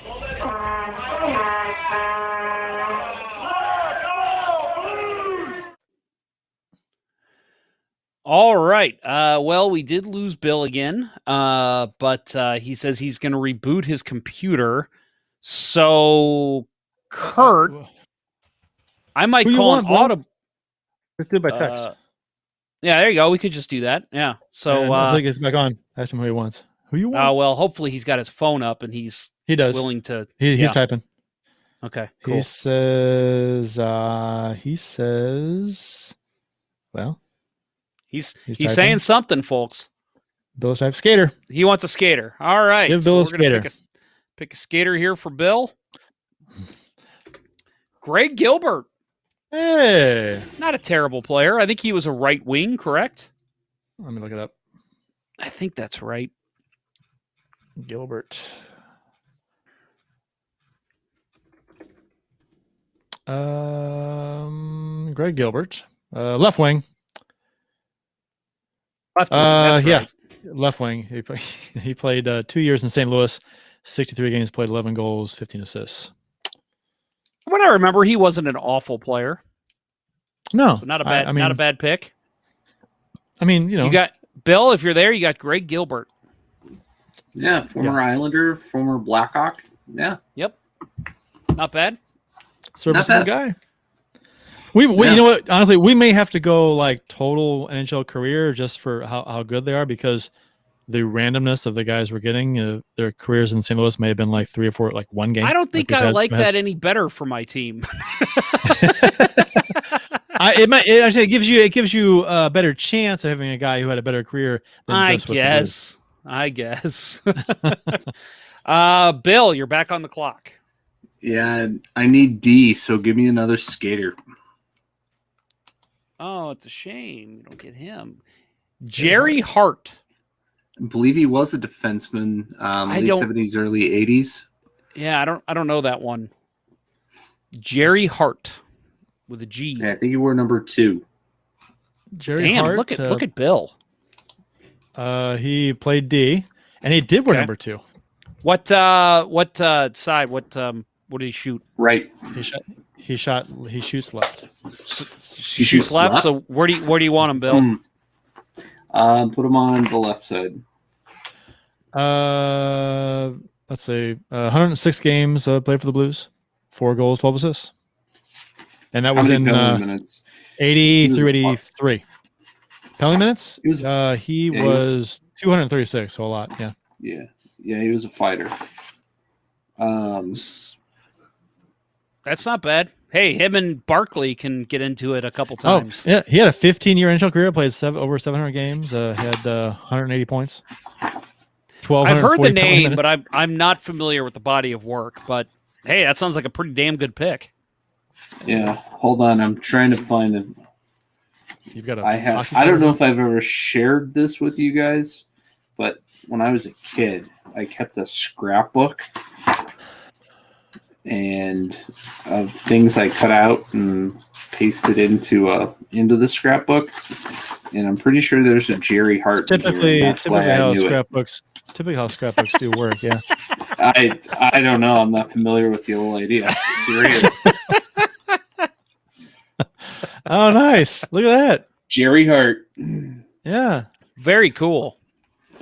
Wow. That's a impressive reference you pulled out of your ass right there. Yeah, that's pretty good, Bill. The fact that it's like in reaching distance too. I know it. Yeah. Oh yeah, sure. I keep my That's childhood extremely close. All right. Oh, here's another one. Here's another one. He's fighting in that. Nice. Huh. That's awesome. Well, I didn't take you as a scrapbooker there, Bill. Yeah, well, apparently he is. Early on in my life. Before scrapbooking was cool, you were doing it. I'm gonna take a skater. Right. Garth fucking Butcher. Butcher. Hell so yes. 2 parts of that trade now. Let's see how much of that trade we can fill out. Yeah, right. I will gladly take Garth Butcher and put him on my top pairing. Barkley Plager and Garth Butcher on my top pairing. I'll take Garth it. Butcher was fantastic at knocking guys down after they scored. Mm-hmm. That was his best quality. I'll never forget. I'll never forget listening to Sports Open Line after a Blues game when Butcher was on the team, and a caller called up and said that. Garth Butcher has to be the best in the league at knocking guys down after they score. Man, I don't listen to post-game shows much, but I do miss Sports Open Line. Some of the calls that came in, those were fantastic. That before the internet, when that was your only resource for sports talk was radio or in person at a bar. Yeah, that was it. Right. So, all right, Kurt, what you want? What you want? Skater. I think people are afraid to pick the second goalie spot, aren't they? Yeah. Brad Hunt. I'm going to trade him for his brother Mike. Brad was I think he shoots left and a defenseman, correct? Let me check. Before I enter it, I'll let you look. Hunt. There he is. Still in the league, right? Play with, Brad Arizona? Hunt. Shoots left, and he's a defenseman. Played here for only 9 games, and that was in 16-17. 1 goal, 4 assists, 5 points. 5 points in 9 games, and as a defenseman, we traded him. No, we put him on waivers. Waivers. Yeah, and I think Nashville picked him up. I remember that. Yeah, I remember actually. That too. Because people were pissed. Well, yeah, they're like, the guy looked great up here. 5 points in 9 games. I mean, he's played. He's still playing. He's decent. Yeah, I mean, he's not playing every game. And I think at the time, the Blues defensemen were not putting up points. I think that's why people were upset when that happened. Yeah. All right, Kurt, one more pick. I'm gonna close out my goaltending. Let's do that. Oh, well, maybe. We'll see if you actually do. Oh, Yeah, I know, right? Yeah. That would have been a great one. Whoa! Boom! Grant Look at Fjord. that. Grant Look at Fjord, that. folks. So you get 2 badges there too. I'm winning. It was beers clanking and a goat. So I'm about to show you what those mean. So the goat first. Nope, hang on. Oh, that is not the right one. Ignore that. I will say with Grant Fuhr, though, if you look at his stats, granted, this spans different eras, but he has, statistically speaking, best save percentage and best goals against average of his career was with St. Louis. Yeah, fantastic. Hockey Hall of Famer is what the GOAT stands for those of you makes sense. who... Yep. And then the other one was the beers clinking, and that means he's a friend of the show. Friend of the show. Nice. Friend of the show. So congratulations, Kurt. That might be the best pick so far. Might be. It is. It is by far. Who Gretzky calls the best goaltender of all time? I'll take it. Yep. So So congratulations on that pick. I'm going to try to enter your badges here. Tell you what, is there comments you guys could read while I do this? Grant Fuhr backed up by Billy Husso. I like it. S0189 said Versteeg. Ben H301, who I have not seen in the chat before. Maybe he's new. I don't know. Matthew Tkachuk to the Blues. I hope he's breaking news. I hope this is a breaking news thing and actually it just happened. Yeah, for Parayko and Barbashev. Ooh. Wouldn't that be nice? And a pick. Yeah. That'd be cool. I said on Twitter, and we'll talk about a little later about Tkachuk, but he could go anywhere if he goes anywhere at all, but he could be a legend here. Oh, definitely. His style of play. I mean, the fans would love him here. Mm-hmm. Well, awesome. Well, Ben, thanks for tuning in live here. If this is your first time, we appreciate hearing from you. It's my pick, right? So, yes, I see the success you have in goal, and it makes me want to pick goal. But see, now it's interesting because it's like a game of chicken between you and Bill. Because once the next one picks a goalie, the other guy can wait. There's no pressure to pick a goalie. You know what I mean? Because there's no one else, unless you're picking 3 goalies, right? I was going to say 3? I could pick 2 goalies. Okay.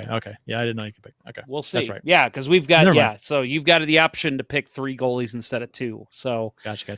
Right. But you know what? I'm not ready to make that call yet. I'm going to go skater again. So here we go. Skater, Ron Wilson. He's a defender, right?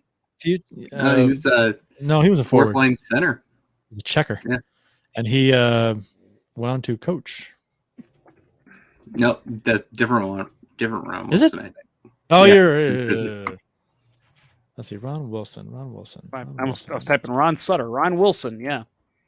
War number 18, late 80s, early 90s. Yep, did war number 18. Center. Shot left. Winnipeg. And then played for the Blues from 87 to 93 and finished his career in Montreal in 93-94. I guess won a cup with them, huh? No. That was before. Yeah. That sucks. going to a team after they win the cup and then them not win it again. So you get to experience all the afterglow, but none of the actual cup. Bill. Give me a skater, please. Petteri Lindbaum.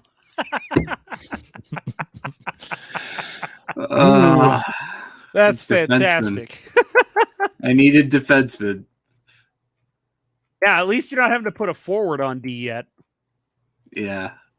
Petteri Lindbaum. Let's see the Blues stats here. 3 years in the NHL, 40 games played, all with the Blues. 2 goals, 1 assist. I So, and he I shot really left. He liked shot him. left. I thought he was going to be a big deal. Like, okay, maybe not a big deal, but like a Carlo Koliakovo or like Carl Gunnarsson, like have a decent NHL career, but it just never panned out. He wasn't fast enough. Like a Jeff Finley. Yeah, Jeff Finley. That's a great one. Speaking of Bill. which, I'll make a prediction. Jeff Finley is going to be the next one picked. We'll see. Just saying. Go ahead, Bill. To prove Kurt wrong, I'm going to take my other goalie. Damn it. Oh, Lalim. Yeah. Michael Michel Plass. Michel Plass. Michel. Plass. And that, by the way, that does come with a badge, and that is one game played as a St. Louis Blue. So Michel Plass. He did get the win. Had a .917 save percentage and 3 goals against average. There you go. I like how all of Bill's badges have been one game played.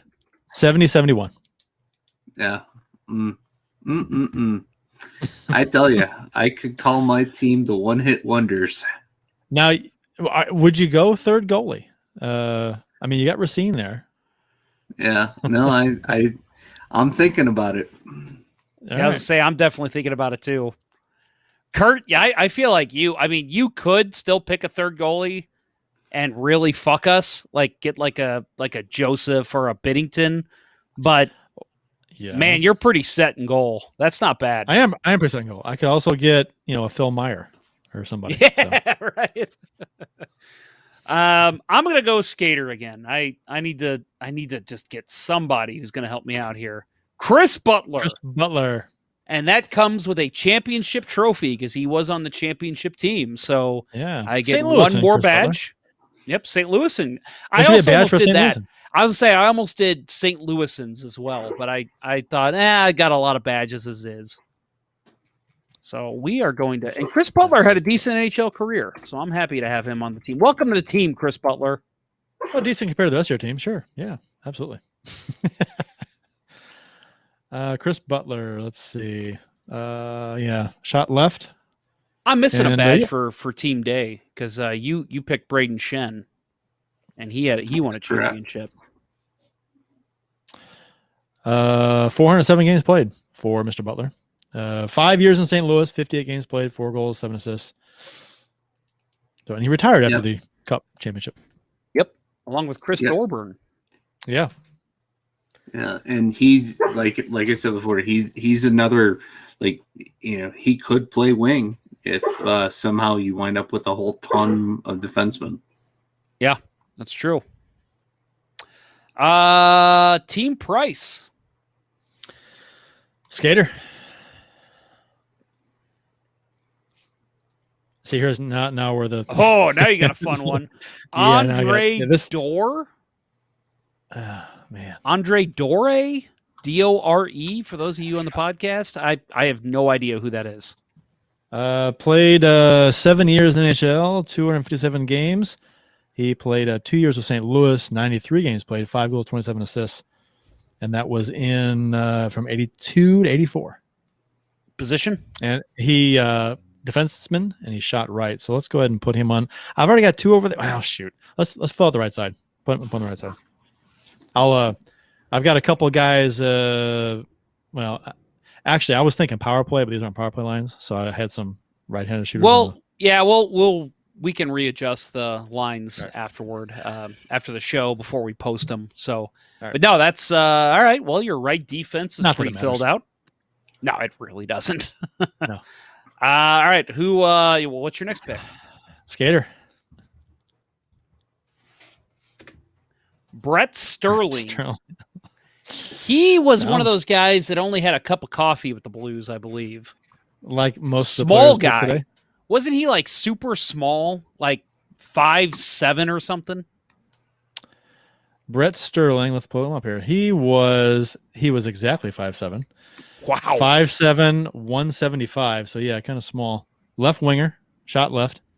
St. Louis only played 4 games, -1, no points. He's gonna be on the bench. I have no idea why I remember that name, but I do. And that was 2011, 2012. I don't recall that name at all. I do. I don't know why. I think he had a decent AHL career. Maybe that's why I recall his name. I'm Oh, gonna take yeah. another The Brett Sterling Circus is what they called him. Oh, yeah, right. That's it. Yep.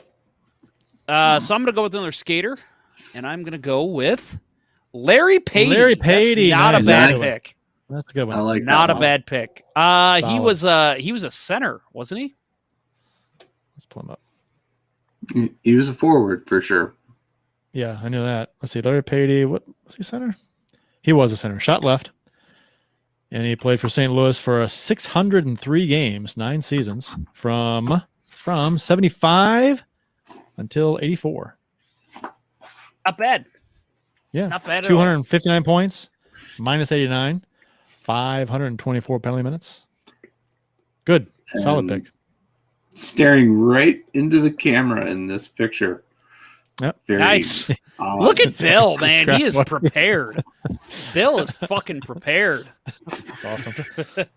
All right, Bill, Super what you got? scrapbooker. I'm gonna Their go entire skater. store is dedicated to what you're doing. That's right. If you want to sponsor Let's Go Blues Radio, if you're a scrapbooker, Yeah. Scrapbook Haven in what, Chesterfield or whatever it's called. I'm making stuff up. I have no idea if that exists. yeah. Ledoux. Skater, please. Oh, give me Wayne. Konstantin Shafranov.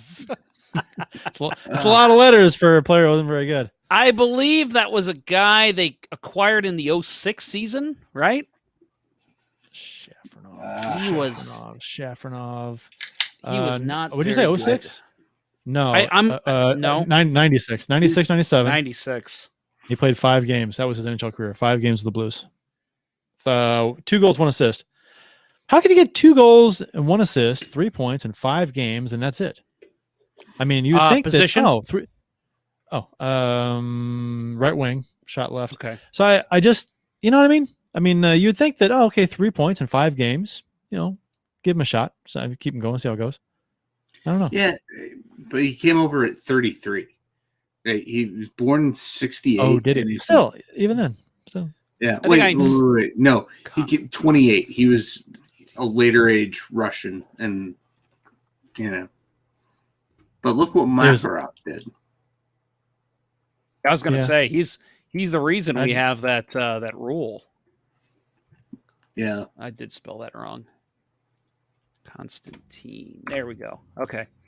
All right. he was drafted in 60. I'm sorry, he was drafted in 96, and he played for us in 96. So he played for us right away from Russia. Yeah. Okay. Interesting. I'd like to hear why. I don't know. Sure, he had probably good numbers in Russia. I just closed it. I didn't look. Yep. Bill. Another skater, please. Rich Pilon. The guy Wow. who literally stole money from the Blues. Oh, man. Wow. That guy, literally, I mean, they signed him and they were so excited about having another big defenseman, and he was nothing. And then he just got hurt, and they just paid him to sit on the IR. Yeah. So many years with the Islanders. Yep. Yeah. Yeah, and he's most famous for being like the best representation of his name in Right. the Mario Lemieux undressing Right. of him. Yep. Well, he only played 8 games for us. 8 games. Oh. 2 Pilon the assists, pylon. Fucking 2 hell. assists. -1. That still That's it. pisses me off when you read that stat line. God. Ugh. All right. I'm going to go goalie. Let's do it. Oh, here we Yeah, go. Martin! Oh, my goodness. Wow. Brodeur!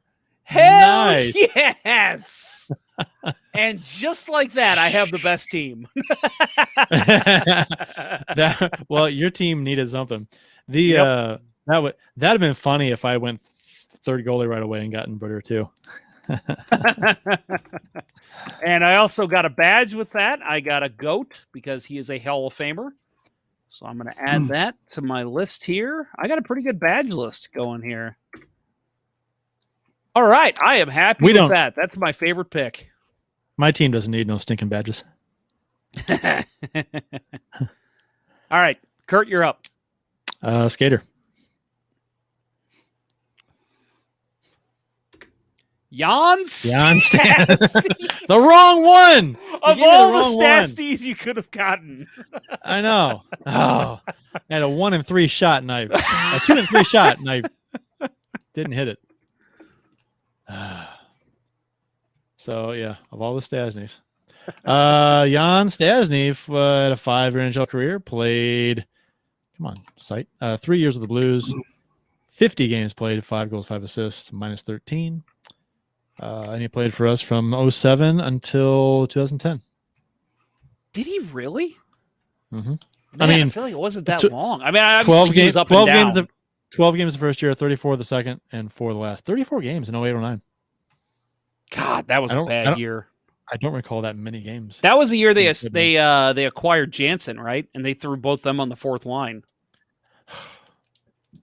That was a bad year. Rough year. Kurt, you're up again. Skater. Oh, that would have been a good one. Oh! And Kurt. Well, he's no how do you Martin feel about Brodeur. those badges now? Kurt gets Pavel Dimitra, And who has 3 badges, which there's a couple new ones here. So let's share a couple of those. The first one is hands clapping or hands up, and it's associated with a great moment in Blues history. This comeback against Toronto? Yes, and that is obviously a little more personal, like me coming up with that. But yes, yes, definitely. The comeback against Toronto comes to mind with him. And then we've got a goal as another badge. Top 10 in goals for the St. Louis Blues all time. So that's another good one. And then we got a stick. And he is also top 10 in assists. There you go, guys. That's a big deal. Very nice pick. We got some comments in the chat. Thank you. I mean, not that I had anything to do with it, aside from saying skater.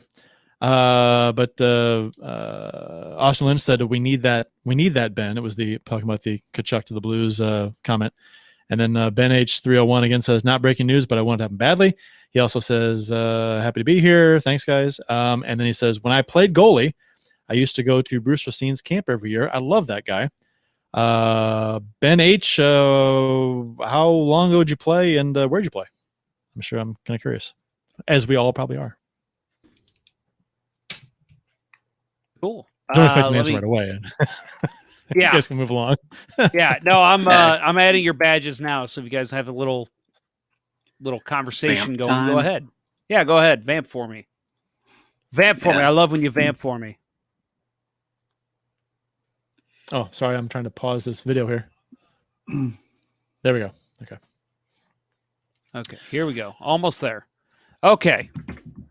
All right, Kurt, you gained 3 badges on that one. Congratulations. I did, and now all of a sudden I am tied for the badge lead. Yeah. How about that? Yeah, so it's my pick. So Team Gold. I'm liking my team gold. I'm liking my team so far. Let's see if I can finish strong. Looking good. You know, I almost messaged you guys to see like what if you just had like plain jerseys that you could wear tonight, and that way like we could match the colors with the jersey color you're wearing. But I didn't do that. I probably should have. That would have been way cool. I don't have a plain jersey. Oh, I don't have a plain one, but I got like obscure stuff. Now, well, we all have that. I'm just saying to match the color. That's what I'm saying. Yeah. So I'm gonna go skater as well.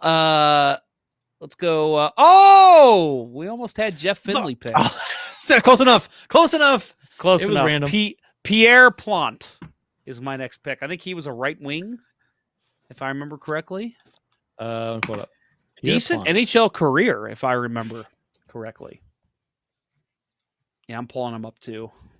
There he is. Pierre Plante, right winger, shot right. Played for the Blues for 5 years, 5 seasons. The longest of any team in his career. He played for 9 years. 357 games for us from 73 until 77. 216 points. So there you go. More 17. importantly, he's a 420 former comments. he's a former Quebec Nordique as well. So that's also very nice to see. I'll take as many Nordiques and Whalers as I possibly can. In 79-80 to finish his career, played 69 games for Quebec. Nice. Bill. Skater, please. Jeff Finley! There he is. That I get a badge for that, surely, right? Right. The predictor badge. I was only off by what, 6 picks or so. Something like that. Not bad. Yeah. You need to adjust it so that Finley and Pilon are in the same pairing. Deal. There's a response. Ben H said he played goalie like 4 years ago and then switched to forward. I play for the Rockets, if you've heard of them. 16 under AA. Yep. And he played goalie most of his time playing hockey, though. So It's the only way to go. Goalies are much appreciated. There's always like when you show up to play hockey, like pickup, just like a pickup thing. It's like, do we have goalies? Oh, good, we have 2 goalies. Thank God. Or if a goalie shows up where you're playing, yes, get out here, please. Goalies are loved Yes, they are. because it's 100 times more fun to play with a goalie. Oh, dude, I've gone to so many pickups where like goalies aren't there, and I see guys like walk in with their hockey shit, take a look at the rink, and just go nope, and just walk out the other way. Like, You ever okay, turn the goal, lay the goal down, and shoot on the net over the bar? Yeah. Yep. Not Bill. fun. No. Another skater, please. I have no idea who that is. Don Lawrence. Don Lawrence. Laurence for you podcast. He was on. I think he was on the 70s sitcom Soap. That sounds I right. was going to say. That's what I was going to say. I've heard that somewhere. Don Lawrence. 20 games with the Blues, 79-80, 1 goal, 2 assists, -7. Yeah.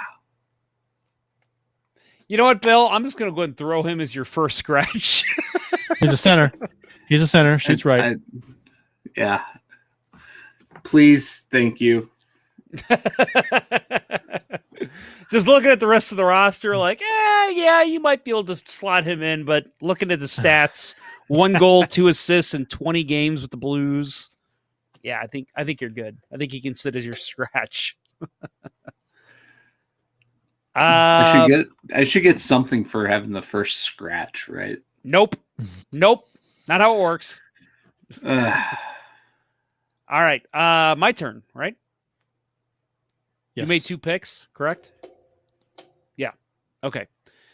Did you? I'm gonna go skater. I have no idea who that is. Neil Labatte, Labatte. Yeah, great beer. And he was a blue. He was Labatt Blue. Yeah. That's awesome. 2 years, played for the Blues only. So, yeah, Labatt Blue.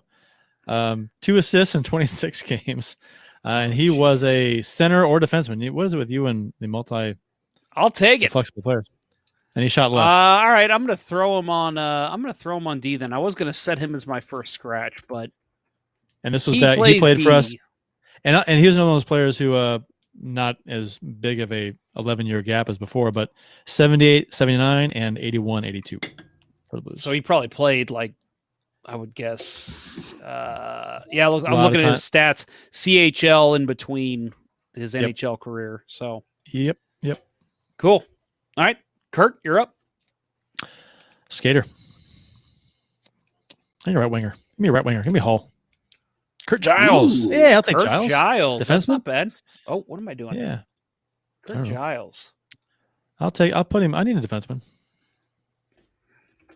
I didn't look up his stats. Not a bad pick. No. What else? Who else you got? You got another skater? Yeah, let's do another skater. Ron Anderson. Couldn't have been Glenn. Yeah. I have no idea who Ron Anderson is. Ron Anderson. Didn't look good. Yeah. 1 year with the Blues. 59 games played, 9 goals, 9 assists, 18 points, 36 penalty minutes. And that was in 69-70, so quite a ways back. Also a right wing. He is right wing. He shoots right. I'll readjust you here in a little bit. Okay, cool. Well, then I will go skater as well. Oh, never mind. We already had him. Keith Osborne. Again, no idea who that is. He was a first round draft pick, big time bust. Show him the scrapbook that you got. I don't. No, that was too late. I was in middle school by then. Keith Osborne. Oh, you know what? You said bust. Now that sounds familiar. Yeah, 12th overall draft pick in 1987. 16 games, 1 goal, 3 assists. Yeah, and 5 games with the Blues. And he played 11 with Tampa Bay. Yeah. Whew. That was 89-90 he played with us. I just realized I never actually gave you Pavel Demitra. So there you go. Wow. See what you did trying to Yep. Trying to screw us you over. Cheating. All right, Bill. Give me a skater. Wait. Just Luke Dufour? Yeah. Never heard of him. I was just gonna say you want some insult to the injury of the Keith Osborne bust pick, who went 3 picks past him. Joe Sakic. Oh wow. That's awful. I hate looking at that stuff. I hate it. It makes you sick to your stomach. So Luke Dufour Elsinore,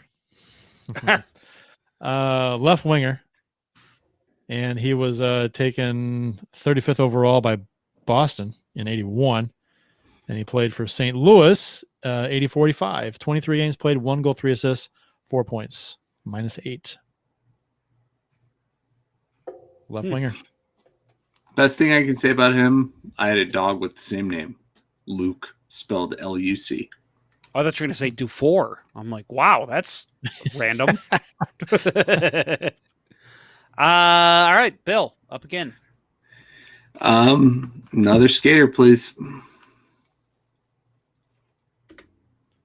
Mario Mirwa. There we go. Eminem. Slim Shady. Yeah.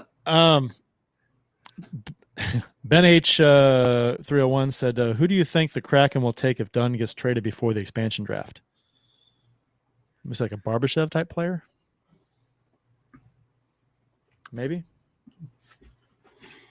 Maybe. Barbashev, Blay. Maybe. That's a good question. I'd love to have that scenario happen. Whether we either trade Parayko for Kachuk and then protect Dunn, and then who they're going to take then.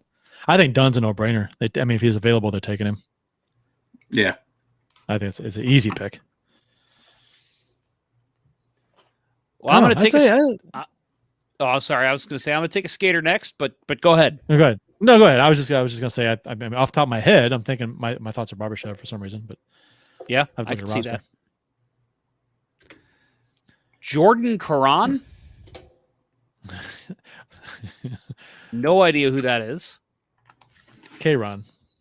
It's like he's a right wing. Jordan Caron. Wow, he played recently. Right wing. Yeah. Yeah. 15-16, 4 games, -3. He only played 8 minutes per game, so not a lot of ice time. Right winger. Also played with Boston. and Colorado. In his Drafted career. by Boston. Yeah. First round, 25th in the first round. Man, I do not remember this guy. No, me either. Huh. Okay. All right, Kurt, you're up. Oh, let's do a skater again. Oh, Paul Correa. Yeah. I'll take him. That's not a bad I pick. will- I'm going to throw I him will on your take top him. line. He was the biggest free agent signing ever for the Blues at the time. Because they just didn't do that thing. They didn't sign free agents. Big name free agents. Right. After Scott Stevens, Yeah. after Brendan Shanahan. Right. Well, that's true. Say Paul Correa. That's not bad, man. And you also take the lead in badges with that pick because he is a GOAT. He is a Hall of Famer. So I played 3 years for St. Louis, 168 games played, 36 goals, 87 assists, 123 points, minus 16. And, of course, he played for the Blues from 07 through 2010.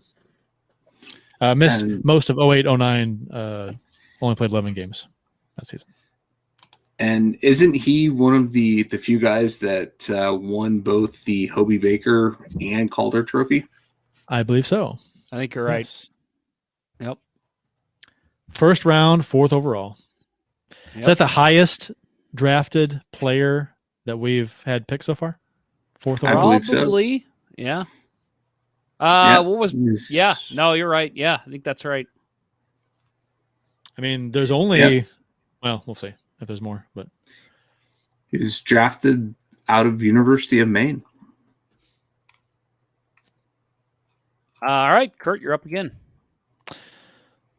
skater, please. Daryl Edistrand. Never heard of him, Oh. but he was an original Blue. He played the first season in St. Louis, so you get another badge for that one. Daryl Edistrand. Yeah. 12 games with the Blues. No goals, no assists, minus 3. I guess Bowman and Patrick didn't like him so much. 12 games and done. He had a decent NHL career, though, looking at it. Yeah, he did. 10 years, 455 games. A lot of partial seasons in there. Yeah. But, yeah. Not bad. Oh, is Well, a defenseman. Choose left. So Yeah, your defense is rounded out, so that's good. I'm going to take another skater. Brackenbury. Phil Roberto.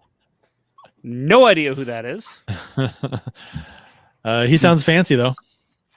Yeah, he does. Phil Roberto. Let's find him on. There he is. Phil Roberto. Roberto. No, he played 4 seasons here. 4 years with the Blues. 148 games, 71 points, 187 penalty minutes. And he played for us from 71 until 75. I'm going to go ahead and throw him as my first scratch. As He had a 8-year career. Played in the WHA too. For 1 year. All right. Played Bill. for the Kansas City Scouts and the Colorado Rockies. I have to correct myself. Paul Correa And the did not Cleveland win What the the hell? Calder Trophy and Hobie Baker. That's the only right. player that ever did it, Chris Drury, new GM of the Rangers. His That's right. his brother won the Hobie Baker. Steve Correa, I think. Mm-hmm. That's Yep. right. Okay. I will go with a skater, please. Oh, that'd been a good one there. That would have John got me D. 40 goals. John Salvatore. D. Salvatore. I think he was a right wing. That sounds about right. Where is he? There he is. Going to be your second Hey, scratch. Salvatore. He's a right winger. Yeah, shoots right. Only played 6 games in the NHL, 5 for St. Louis. He was a -1, no points. And that was in 05-06. Played for Minnesota in 11-12. Had 1 game played. And that was it. Wow. All right, Bill. Yeah. Let's fill out those scratches. Give me another skater. Jay Wells. Jay Wells. Wow. I guess we could put him on your. Defenseman. Yeah, we could put him on your D. Yeah. Long known as NHL, an 18-year LA NHL King. career. Yeah, he had a long career. A long time with the Kings and some years with the Rangers. Only played for the Blues for one season. 76 games played, 3 assists, -8, and that was in 95-96. Won the cup with the Rangers, I guess. Yep. Yep. All right, I will go. I'll go another skater. Nikita Sashnikov. I think he was the one that was acquired for Mike Stillinger, correct? That's weird. No. I just scrolled up the list and my cursor stopped on Mike Stillinger. That was weird. Sashnikov, there he is. Nikita Sashnikov. No, he was the guy that we acquired from Toronto, and like he was already had concussion problems and suffered a concussion, and his second week with the Blues. He played right wing. And he played for us for 2 seasons, 17 games. One goal, 1 assist, -1, and that was in 2017 through 2019. 5 games in 18-19 season. Yeah, you're thinking of Timofey Shishkanov. That's who I was thinking of. Yep, you're right. All right, Kurt. Skater.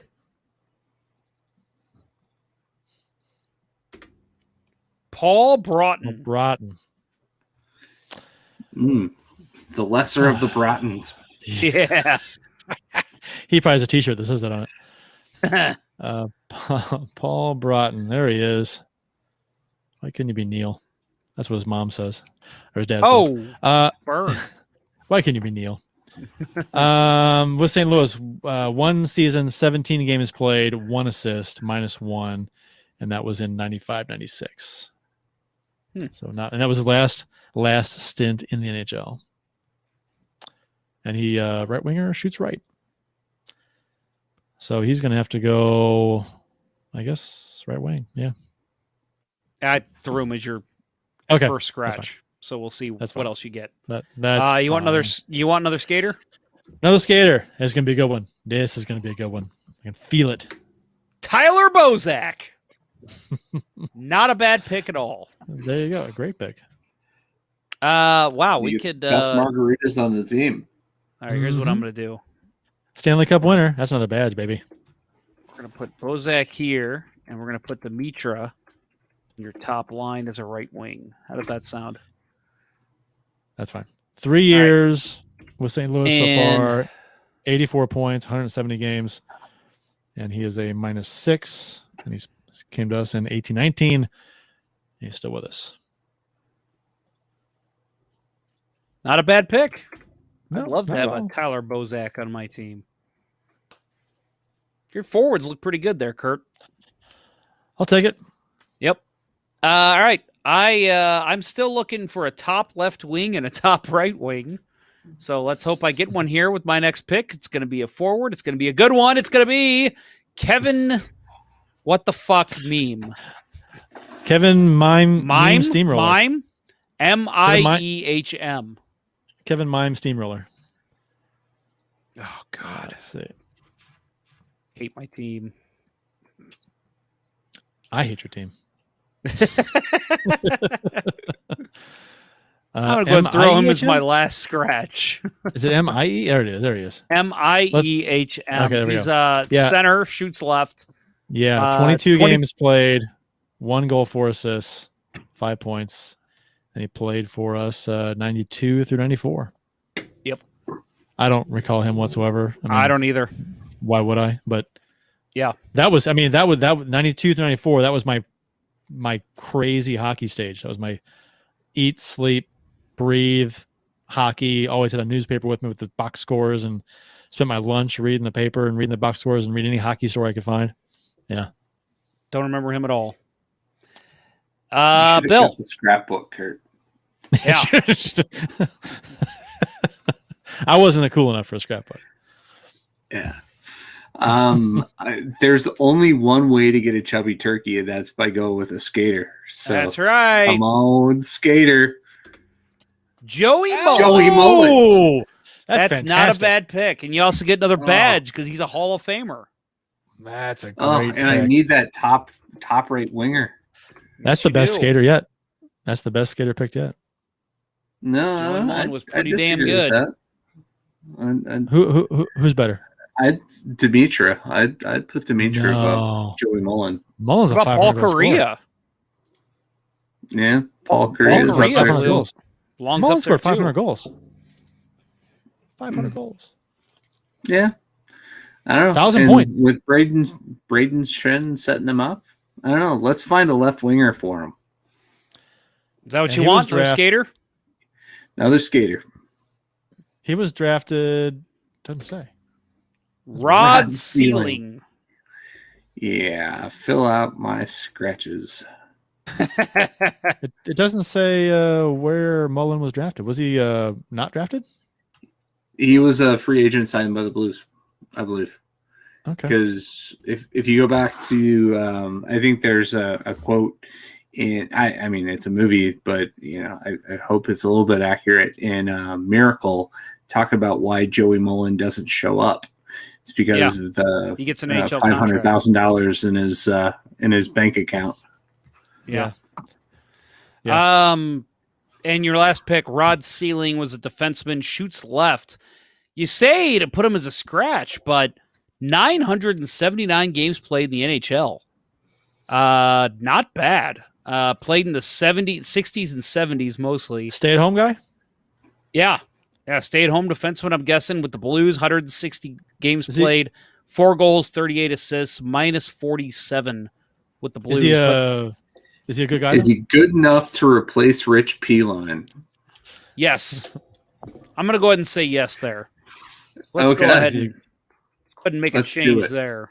I think he's a good guy, though. Oh, great guy. All right. So I am up, and I'm going to take. I got to take another skater, right? I have to. It's gonna be a good one. Who the fuck is John Wright?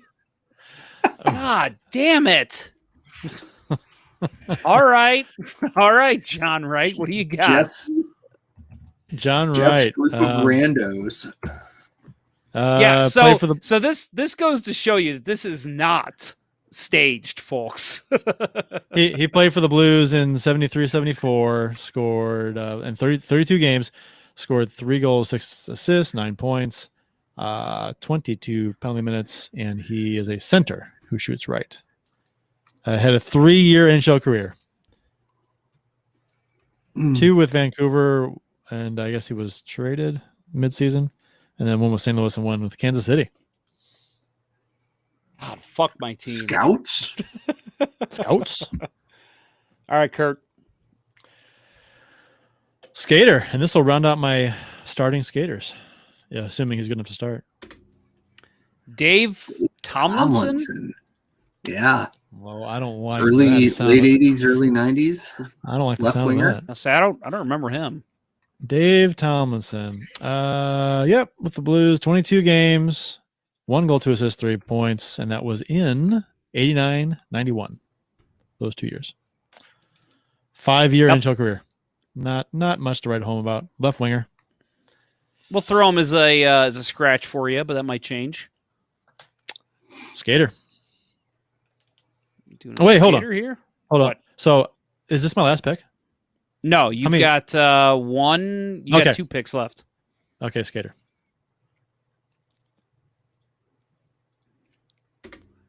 Terry Gray.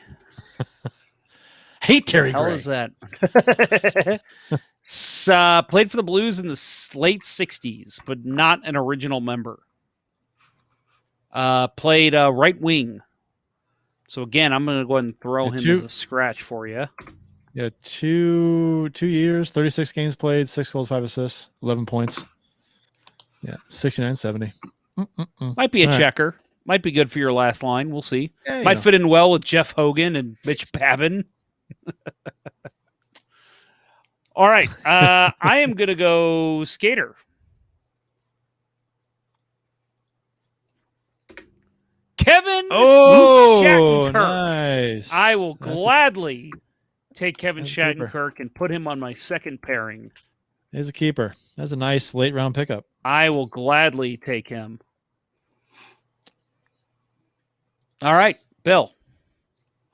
I still need a top line left winger. Give me a skater. Nick Drazenovich. Nick Drazenovich. Yikes. Oh, yeah. 3 games, -3. No points. And that was in 2011. The Blues. Yeah. Yeah. All right, this is your. We are in the last round, folks. So, Bill, you going goalie or you going skater? Say your goalies could probably use an upgrade, but you also need that top line left wing. Yeah. I think Rich Pilon would be a good left winger. I think Rich Pilon would be a great goaltender. Yeah. Decisions. Yeah, I think if I go goalie, I wind up with like Bunny LaRock. So, well, see, gold. Okay. So Jeff has Brodeur and Schwartz. I've got Fuhr and Husso. And you, what are you doing? Bruce Racine and Michael. So right? What's your biggest need, Bill? I could get Mike Lee. I could get Curtis Joseph. I could get Chris Beckford Sue. I'm going to help you out here. There are only 72 goalies to start with, so there's 6 less. So there's only 66 goalies left. Your odds of getting a good goalie are probably better than getting a good skater, right? I would think so. There's less. There's less players there. I'm just trying to use numbers here. Unless all right. Give me Pat Jablonski. You want a goalie? I want a goalie. All right. Here we go. I'm excited. This is a big one. Here we go. 1, 2, 3. Nope. Damn. Bruce Racine again. That's not it. Twice. Ed Stanowski. Hey, I will take That's it. not bad. That's not good. bad. It's solid. I will take it. And good mask. Yeah. One more time. Michael Leon. Reinhardt Divas in the YouTube chat. He also said, "What a trip, Bozy," for the Bozak pick. What a trip. Hell yeah. That's hanging up on on my wall. Yeah, blue notes on the eyes. Good mask. Yep. Love Stanowski. Sorry, trying to do a little shuffling here for Bill. So Bill, he retired and went into the Canadian Air Force. He was a pilot. He also played 6 years with the Blues, 137 games played, 37 wins, 68 losses, 14 ties, 496 goals against. His save percentage 871, GAA 397. And he played for us from 75 until 81.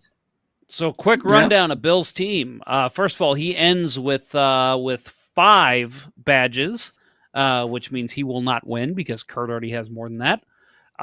He has, real quick, Greg Gilbert, Braden Shen, Joe Mullen. I try to make this as good of a roster as possible, but that's what we've got. John DeSalvatore, Jamal Mayers, and Mike Johnson is a second line. That's probably a good checking line. Luke Dufour, Nick Drazenovich, and Konstantin Shafranov. Scott Harlow, Camille Henry, and Jerry Butler round out as forwards. Jerry Hart, Mario Marawa as his top defensive pairing. Jeff Finley and Rod Sealing. Defense 3 goes to Petteri Lindbaum and Jay Wells. Goalies Ed Stanowski and Bruce Racine, with scratches being Don Lawrence and Rich Pilon as skaters, and Michel Place as his third goalie. So Mike Leon is dealing from both sides of the deck here. He's commenting in the YouTube chat and the Facebook chat. He said in the Facebook chat now, Osborne sounds like a Rams draft pick, and he's not wrong. Yeah, no, that's exactly right. So I think I got to go Skater here. I with Martin Brodeur in goal, I'm set. Merrick Schwartz can play 7 games a season. That's fine. I'm gonna go Skater. I need a fucking left wing. Come on. Paul Stastny. Oh, look at that. I'll take it. That's good. I will gladly take it. He's gonna play left wing on my top line. You took my left winger. That's who I need. Oh, hell yeah. So my team rounds out okay. Lots of nobodies. I end with 5 as well as Bill. So either way, Kurt will win the badge war. I end with 5 badges. We have Paul Stastny, Larry Patey, and Pierre Plante on the top line. Chuck Hamilton, Wade Megan, and Nikita Sashkinov on my second line. Third line, David Roberts, Jeremy Welsh, and Jordan Caron. Fourth line, Mike Lampman, Ron Wilson, and Keith Osborne. I like my defense. We got Barkley, Plager, and Garth Butcher as my top pairing. Neil Labatt and Kevin Shattenkirk as my second. Third is Bob Stumpf and Chris Butler. Goalies, Martin Brodeur and Merrick Schwartz. And our scratches, Phil, Roberto, John Wright, and Kevin Mime, who I've never heard of any 3 of those. So now it's up to Kurt, the last pick. Got to go Skater. Come on, big money. Oh, no. With the last Kurt gets pick. all the badges. That's the number 1 badge getter right there. With the last pick, Kurtz gets Bernie Federko. Congratulations, Kurt. Friend of the show, Bernie Federko. Yeah, Hall so of you got Famer. friend of the show badge, Hall of Famer, top 10 in goals, top 10 in assists, and associated with a great Blues moment. Wow. Which is, to me, the Monday Night Miracle. You know what? I mean, you can't teach how to pick like that. You really can't. It's just a skill I've developed over the years. That is ridiculous. Well, Bernie... It is quite ridiculous. Yes. I think Bernie takes over your top center. Yep. Rod Brindamore probably takes your second center. Bozak's Right. 3, Stastny's 4th. Yeah, and I guess Tyler Bozak, Jan Stastny, and then oh God, I already forgot. Mitch Babin was in there, right? So replace Paul Broughton with Mitch. You just Babin. copy and paste those over on the side. Should have done that, but I didn't. Who did I just? Okay, you know what? Fuck this up. So, all right. Well, I will do these later because we're doing crazy on time. So we'll say your top line. We'll just go with Paul Correa, Bernie Federko, and Pavel Dimitra. Rod Brindamore, Tyler Bozak, Ron Anderson as your second line. Third line, we'll go Steve Ott, Jan Stastny, and Mike Keane. Fourth line, Brett Sterling, Mitch Babin, and Jeff Hogan. Defense, Daryl Edistrand and Andre Dorr. My defense is not strong. No. Brad Hunt and Trent Yanni. Third goes Kurt Giles. Kurt Giles is good. And Robert Kurt Dirk Giles wasn't is gonna bad be- either. Kurt Giles and Dirk are my top. And your pairing. goaltending, Grant Fior and Billy Husso. That's pretty solid. Your scratches are Paul Broughton and Dave Tomlinson and Terry Gray. My team is going to be like the Edmonton Oilers of the 80s with no defense and Grant Fuhr in net and a lot of offense. So You've got a ridiculous amount of badges. I think I just added 4, so you've got 1, 2, 3, 4, 5, 6, 7, 8. You've got 12 fucking badges. And yeah, Bernie Federko, I can tell you, was the number 1 player to have badges. He had 4, which is more than anybody else. God damn it! How did you? You know what? I mean, you can't write this stuff. The very last pick of the entire thing was Bernie Federico. That's just kind of neat. That's it's not fair. Not fair. You know, at I all. was really rooting for one of you guys to win this because I did win the fantasy draft. I competition. think you won this Bullshit. one. Yeah, I think you won this one. I share the wealth here. You know, Mike Leon says, and Kurt wins, done deal. Well, we'll see. Yeah, unfortunately, he's right. That's why they play the games. So yeah, you've got a couple badges there at the end. That was GOAT for Hall of Famer, friend of the show, as well as associated with a great blues moment. Top 10 in assists. And oh yeah, you also got top 10 in goals. So he was 5 badges. So that's ridiculous. You ended up with 13 badges. That's fuck you, Kurt. You're the one pressing the buttons there. Yeah. So I think at the end of the day, I will say Kurt probably won this round, but God damn it. I'm tired of it. I'm tired of Kurt winning. But I will say, I am too. with really, Martin Brodeur in net, you never know. I might be able to steal a series from you. Yeah, you know, short series, you never know. Goalie gets hot. You never know. Hell, Sanowski can get hot and steal it from anybody. You never know. That's true. That is true. Well, this was fun. Yeah. Yeah. Good time. Yeah. Good way to learn about some random blues and let Kurt win something else. And nice, Jeff. I know you put a lot of work into that. Nice job. That was very well done. Oh, you know what? There was, you know what? You said that I should share with you the ones that didn't get used. So let me do that now. So we had a stop sign as one, top 5 in shutouts for the Blues, and that's a goalie stat. So that obviously we did not use that. But yeah, that was in there. And then I know you guys are going to love this one. Associated with a bad moment in Blues history. Are you kidding me? We didn't draft anyone with that? We didn't draft anyone with that. Players I can think of. Off the top of my mind. Wayne Gretzky, I had in there. John Casey, Roman Turek. That was one of those ones that should be a negative badge. Like if you get this, you get one taken away. Yeah, we probably could have done that. Roman Turek was in there. Mark Bergevin was in there. Oh yeah, Bergevin in San Jose. Trying to think. Eric Brewer, else. Just because. Yeah, and honestly, right. I put one for Eric Brewer, and I was like, I can't even pick one moment. I just feel like he deserves one. Austin Lynch said, "Great draft. This was fun to watch. I'm a head to bed. Have a good night, fellas." Good night, Austin. Thank you. Glad you tuned in again. Yeah, thanks, Austin. Good to hear from you. And somebody said Reinhard Davis, Mike Leon.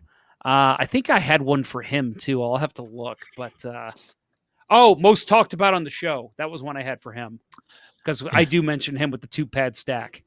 No chubby turkeys in this. No chubby turkey. I was really hoping for that because we did agree. Well, we didn't really agree, but we said if Chebaturkin was picked, the person who picked him, the other 2 players had to buy a turkey for that person. So should do a pool, pick a number, and then whoever's closest to the amount of picks needed to get Chebaturkin picked wins. That's a good point. There was I thought there was one more I had that. No, I think that was it. I think because we did touch on this one.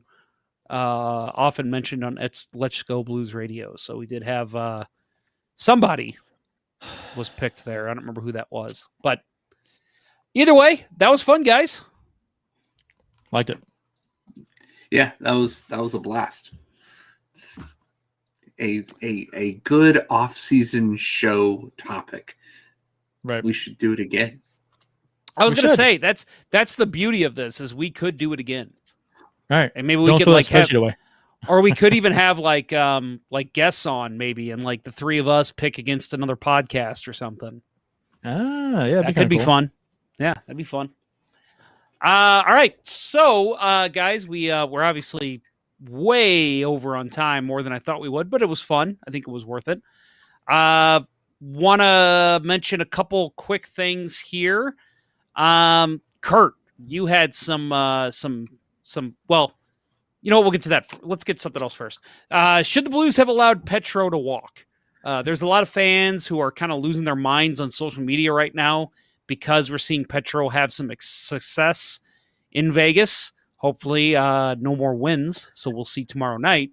But what do you guys think? Obviously we already had this discussion when it happened, but now in hindsight, how do you feel about this whole situation? I'm not going to get my panties in a bunch over a player who didn't apparently really want to be here. I mean, Armstrong offered him 8 years, $8 million per, with a no trade clause and some signing bonuses. That's a great contract. And Vegas just won up the Blues. 8 years, 8.8 is what it was, with a no movement clause and large signing bonuses to make him basically it's a buyout proof contract. They have no control, zero control over Pietrangelo until the final year of his contract, when he has no signing bonus. So they could buy him out his final year. It's a 7-year contract. Blues had 8 years. So the Blues offered him more money total. There's a more money and no trade, so they could trade him, but he had say on where he went. So there was that. But in the end, when he chooses Vegas, he chose a better contract, and that's good for him. He got an amazing contract with Vegas. A few players get that kind of thing. Armstrong didn't get him out. So I mean, could he have matched it? Sure. Would I have liked to have seen Armstrong match it? It's not my money. I would have loved to have seen him stay. I would love to have seen the Armstrong step up and offer that, but I understand why he didn't do it, offering that contract. So that's where I am. Yeah, and I think everything built up to in hindsight, Petro leaving. I mean, from the fact that we, brought in Falk, and then when Petro wasn't ready to make a decision when Army gave him that offer. Army wasn't going to be left, right? He wasn't going to be left sitting or standing when musical chair stopped and not have a seat, right? Yeah. So how does that make you? He went and got Torrey Krug, right? And granted, Krug didn't have a great first season all the way around, but he got Krug on the same money that Petro was here for. And so that kind of, if you want to call it artificial cost certainty by, keeping, the same dollars allotted to the same position, it's a pretty good deal. And, I think the whole thing with people getting up in arms about Petro leaving is just because we got bounced in the first round and, a lot of people were expecting them to roll straight through the Habs, and Krug didn't play particularly well. It's like, right. And Parayko didn't assume the number one position, number 1D, because he was hurt the whole season. And how does it look too? You made that point because the Blues offered him that contract, and then he's like, "Oh, I'm going to go entertain other offers," right? So we couldn't. I'm like, well, how is? I mean, okay, yeah, the Blues ultimately let him go, I guess, because they didn't match Vegas's offer. If he would have even come back for the same offer as Vegas, we don't know. But I mean, the Blues offer him the richest contract in team history, more years, more total dollars he ended up taking in Vegas, and he wanted to listen to other offers, and he took less money total to go to Vegas with a much better structured contract. He can't be moved. He doesn't want to be moved. So he didn't want to be here. If he wanted to be here, he'd be here. He had a great contract offer, and he didn't want to be here. Yeah, so I'm not going to get too upset. I'm not going to get really upset over a guy who chose to leave and turned down a really good contract to go and get a better contract with Vegas. That's always how I felt too. Like, I would have loved to have kept Petro if it were on the table, and I think it was on the table. If the Blues would have absolutely blown him away with a deal, he would have stayed. But the Blues gave him what he was worth and a little more. And he still just was, nope, that's not the deal for me. And like you said, it's a matter of like, he wanted certain assurances with his contract, and I don't blame him. NHL player, top of his game, just won a Stanley Cup.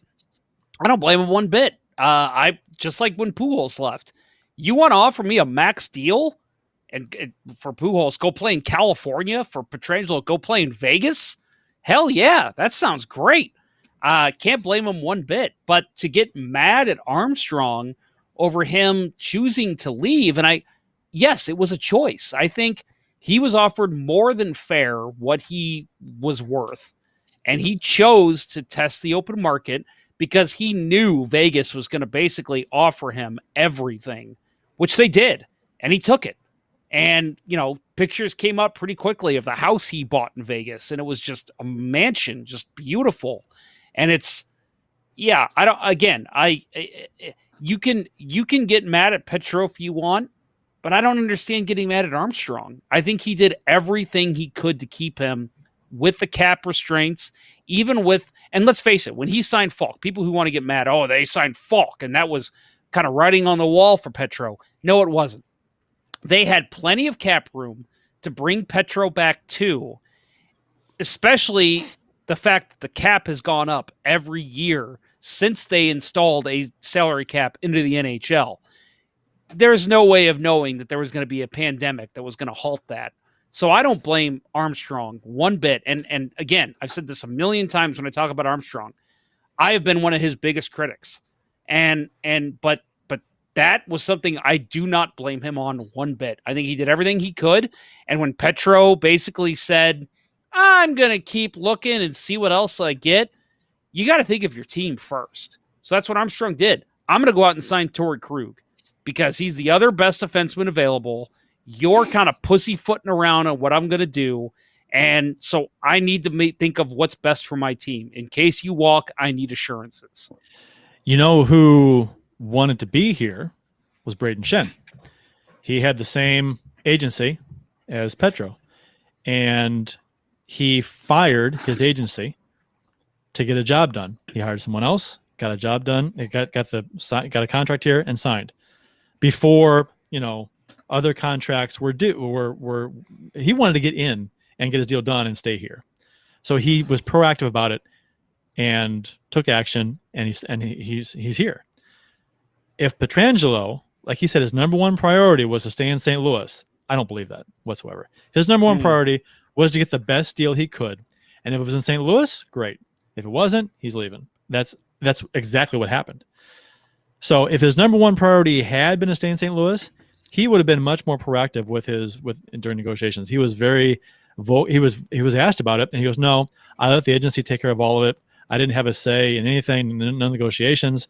They'd check in with me and let me know how things were going every, like once a week or something, but that was about it." He was totally hands off. If he wanted to stay here so bad, it was first priority, you would think he would say to his agency, I want to stay in St. Louis, get the best deal you can here. I mean, well, and let's face it too, if Colton Parayko doesn't have that injury, and that's why I think I want to see what he has this year, hopefully coming off a bad year where he was injured a lot, clearly did not play like the way he could. But let's just say injury doesn't happen. Colton Parayko is your number one right-handed defenseman and plays the way we know he can.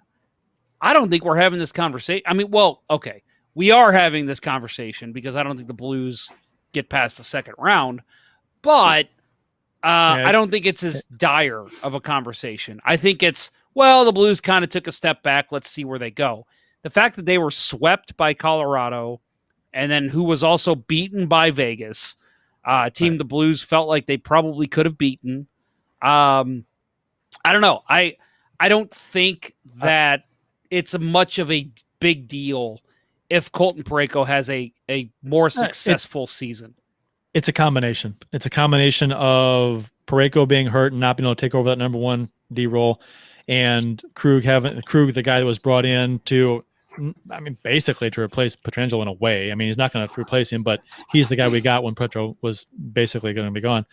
So, and he had a down year. So it's a combination of those two things, and then the team not playing well overall. Disappointing finish for the Blues. And then, yeah, like you said, Vegas and Petro going on to still be in the playoffs and beat the team that beat us. I mean, fans are naturally annoyed by it. I'm annoyed by it, but I don't. Yeah, like you said, Jeff. I think the anger towards Army is a bit misplaced. I think. I think people are kind of thinking with their hearts and not really their brains with this necessarily. Not to be insulting to anybody, but I just, you know what I mean. It's more of a total business decision that I understand. We've been guilty of that on this show, probably thinking with our hearts and our brains. That's not a knock on anybody. When you're a fan of a team, that just happens. Well, I'm just saying that it was a business decision to not give up complete control over a player. They wanted some control down the road to be able to, have the option to trade him if things went south for some reason. They wanted an option. Not that they would, but whatever. We'll also touch on one more thing here before we close up shop. Should we still be celebrating the Blues Stanley Cup win over 2 years later? We mentioned on, I think it was 2 weeks ago, that it was the Blues 2-year anniversary of them winning the Cup on June 12th of 2019. And it's all a date. It's a date that will live in infamy, honestly, for Blues fans. Something we will remember. I know that on my deathbed, if I reach June 12th on my last year and I'm on my deathbed, I'm going to say, that was the year the Blues won the Cup.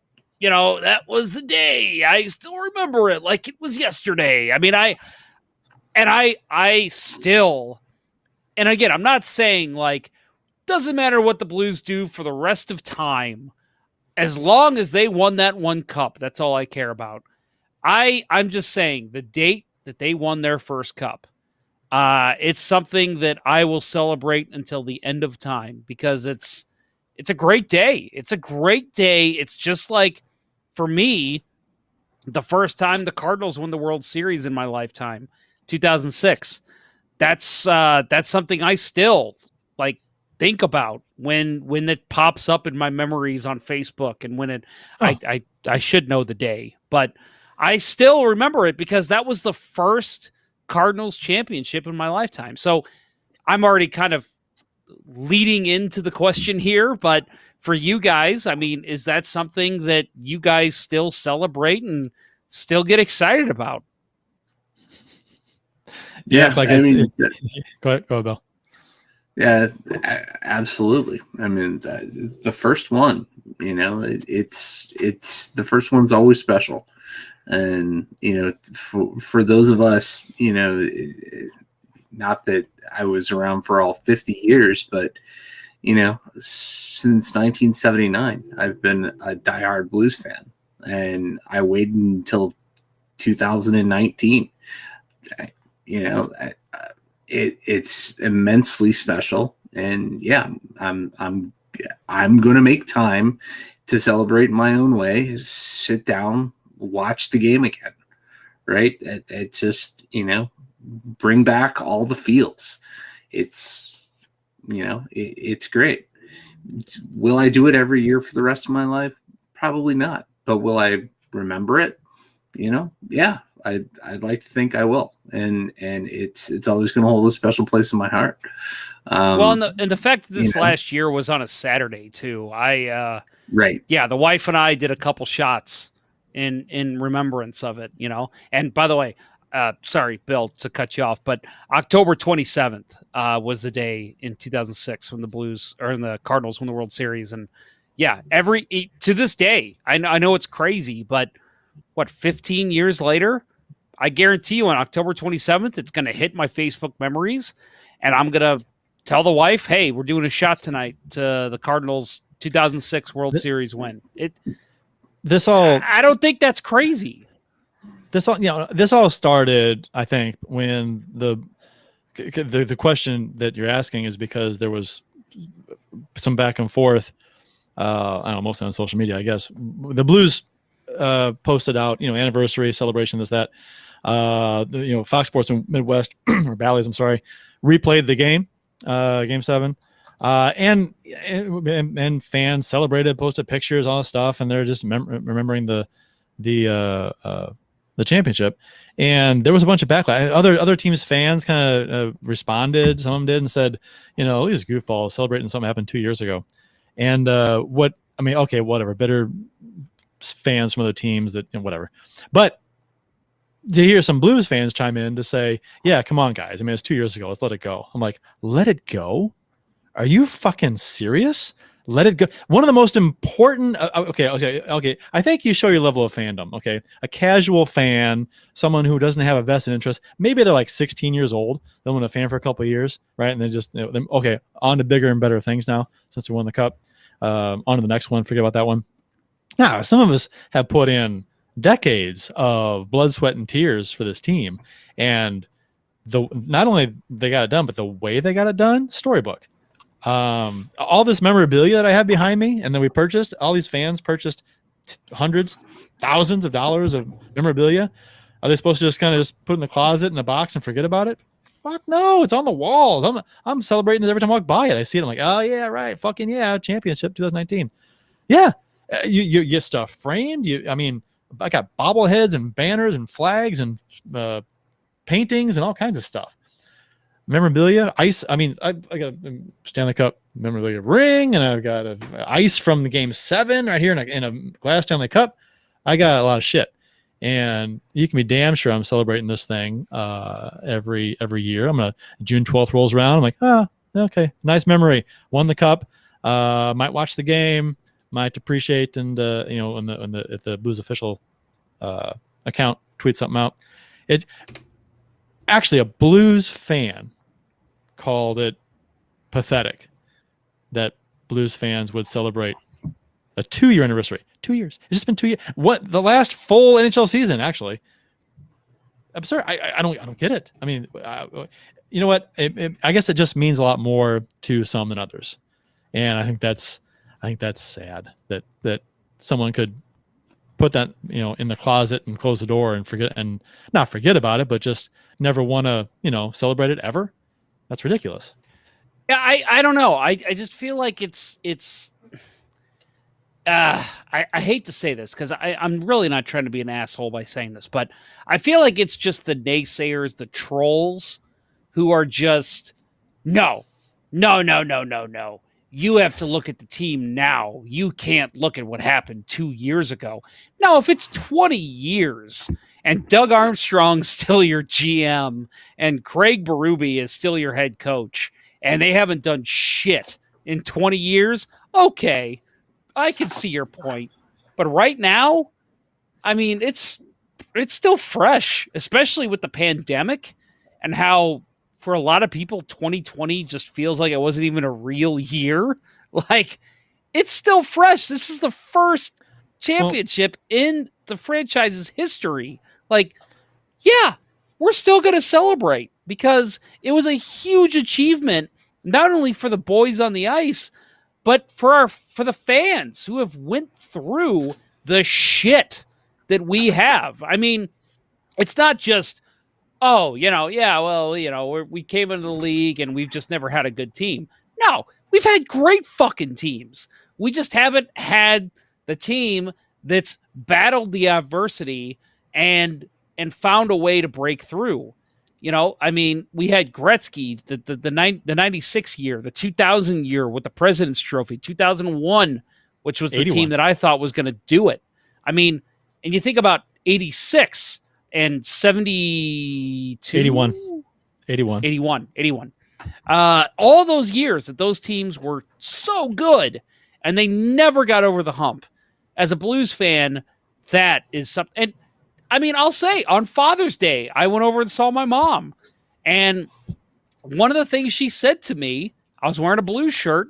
She just said to me, my dad died in 2015. And she's like, I wish he could have seen the Blues win the cup. That's all he wanted. And yeah, I mean, this is not only for that, but for the people that we've lost.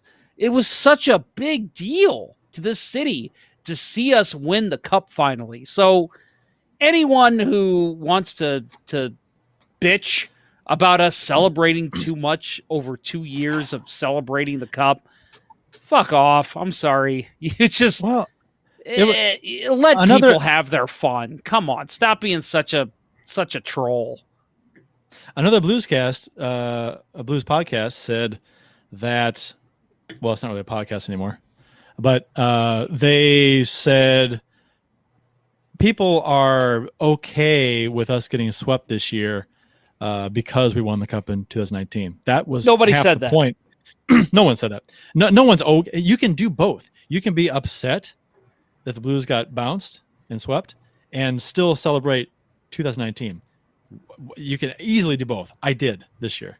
Yeah. It's not hard. It's not hard at all. You don't have to put one, and forget about one to concentrate on the other. That's weird. And yeah, the comment was made that people were saying this. No one's saying that. No one. I didn't see anybody saying any Blues fans saying, yeah, it's cool we lost this year because we won 2 years ago. No one said that. No one. Now it's easier to take. It's not as heartbreaking because you don't have that 50 plus years of, oh my God, we didn't win again, hanging over you. That's normal. Because we just won in 19. So it's not as devastating, but you're still upset. You're still not happy about the losing. It's just dumb things were said. Yeah. Bill, we're going to hit on some rapid fire hockey tidbits and then we're going to close up the show. I just want to ask you. So obviously we mentioned earlier the Lightning and the Islanders going to Game 7, which we all love. It should be, I think it's on Friday night. So make sure you tune in for that one. But Bill, I want to talk to you about just your confidence level. Canadiens up 3-2 on the Knights, as we all predicted.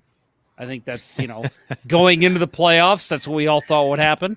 But as a Canadiens fan, as a guy who just lives and breathes hockey, Canadiens are your second favorite team.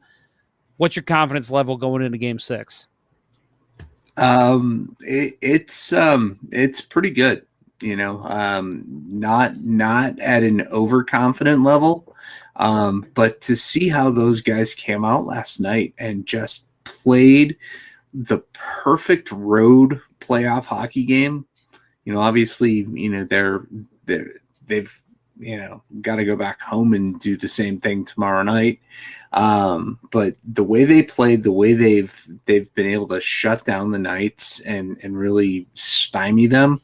I'm confident, and also, I think Pete DeBoer's really kind of screwed himself now with the way he's handled his goaltending. I think there's a lot of pressure on Vegas, right? You gotta worry that he got a win out of Leonard and went right back to Fleury. So what is he going to do? Go back to Leonard tomorrow night and hope that he gets that same performance? I don't know. It's like I said, I'm confident. I'm not overconfident. I could totally see a scenario where Vegas goes in and stomps them. But man, tomorrow is Saint Jean Baptiste Day in Quebec. It's a provincial holiday. Nobody's going to be working tomorrow, so everybody's going to be getting hyped up for this game. If they win, the pump is going to be so primed. It's going to be amazing. And yeah, I've never seen Carey Price as much in his zone in the playoffs as he is now. Maybe the year that Chris fucking Kreider took him out.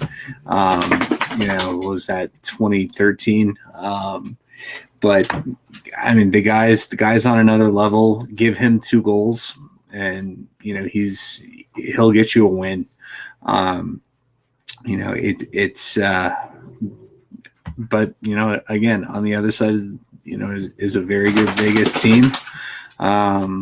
Anything can happen, but I'm quietly confident that Montreal's going to pull it out tomorrow night. I think if Montreal does pull it out, and I'm hoping they do, thoughts and prayers, that I think you'll hear a lot of the to swing it back and reference the Blues, a lot of the Blues fans who are yearning for Petro and Matt Armstrong, that will go away. Once Oh yeah. Pietrangelo's out, that'll just die. That'll be gone. Done.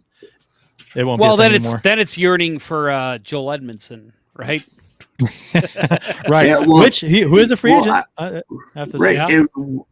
I already kind of saw that last night on Twitter. Like there was, I forget who it was, but somebody said, forget Petro. Edmondson's the guy that's turned into the solid top 4 defenseman, shutdown pairing guy, and they're right.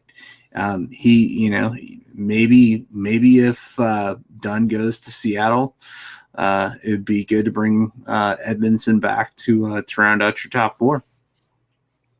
Yeah, maybe. But Fabry's no longer here, so their best buds. There's no lure for him to come back for Fabry. Oh, well, trade for Fabry.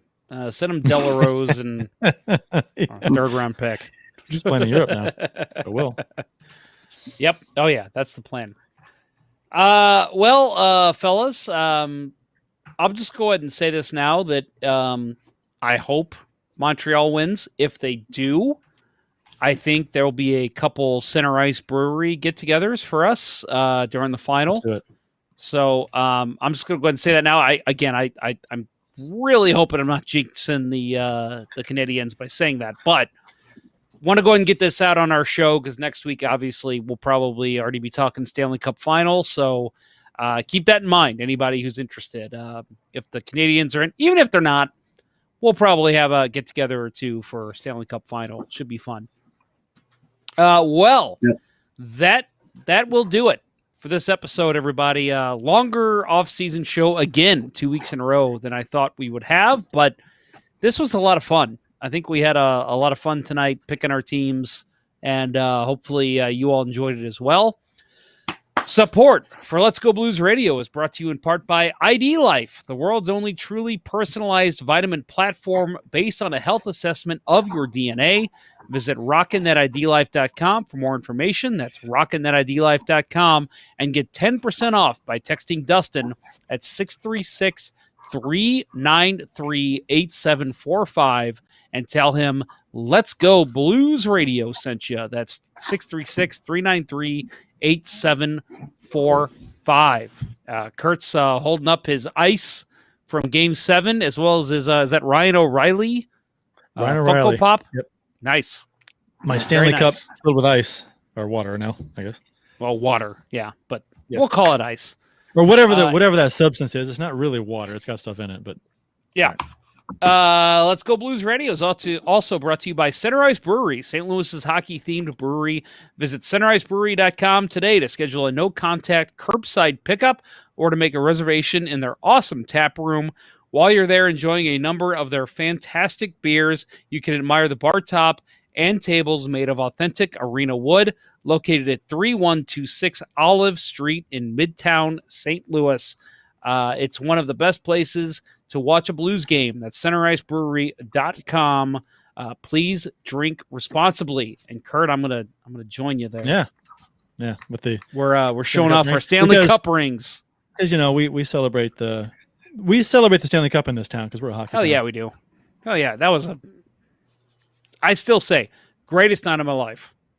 My That wife is- hates yeah. when I say that because I love my boy, I love my son, and I love my wife. Our wedding night was fantastic, but my God, the Blues winning the cup. That's something I've waited for my entire lifetime. Barring a bout with Alzheimer's later in life, I hope to remember this until I die. Right. Well, that will do it for episode 41 of season 9 of the original St. Louis Blues Hockey Podcast, Let's Go Blues Radio. Thanks for listening, and thanks to those who participated in the YouTube and Facebook live chats. You hungry, Bill? Is that your stomach? Oh, I think that's Sheldon, right? Sheldon's having a good time over That there. is, it's the dogs saying they need to go outside. Yeah. All right. Well, we're wrapping up, so they're going to get what they want. Thanks for listening, and thanks to those who participated in YouTube and Facebook live chats during the show. We had a blast doing the show as always, so thank you for tuning in. For Kurt Price and Bill Day, I'm Jeff Ponder, and this was Let's Go Blues Radio. Until next time, everyone, let's go Blues. Go Habs, go. Puckeye14 says, "What? I just got here." Go Habs. Beat Vegas. Imagine that, a California guy being late to something. Right. Here's the traffic. We're a central show. The Chiefs are at home tonight against Cyanosport at the War Memorial at 8. Good seats are still available. A look at sport. I think that went very well. Thank you for listening to Let's Go Blues Radio. Now take off, hosers. I want you to have a heart attack and die so that we never have to do this shit again. Well, there's 90 minutes of your life you'll never get back. Sorry. St. Louis Blues, St. Louis Blues. Have you heard the news about our St. Louis Blues? They've only just begun, they're on their way to #1. Now there's no more blues for our St. Louis Blues. The Blues are on the ice tonight again. They're rough and tough and got the stuff to win.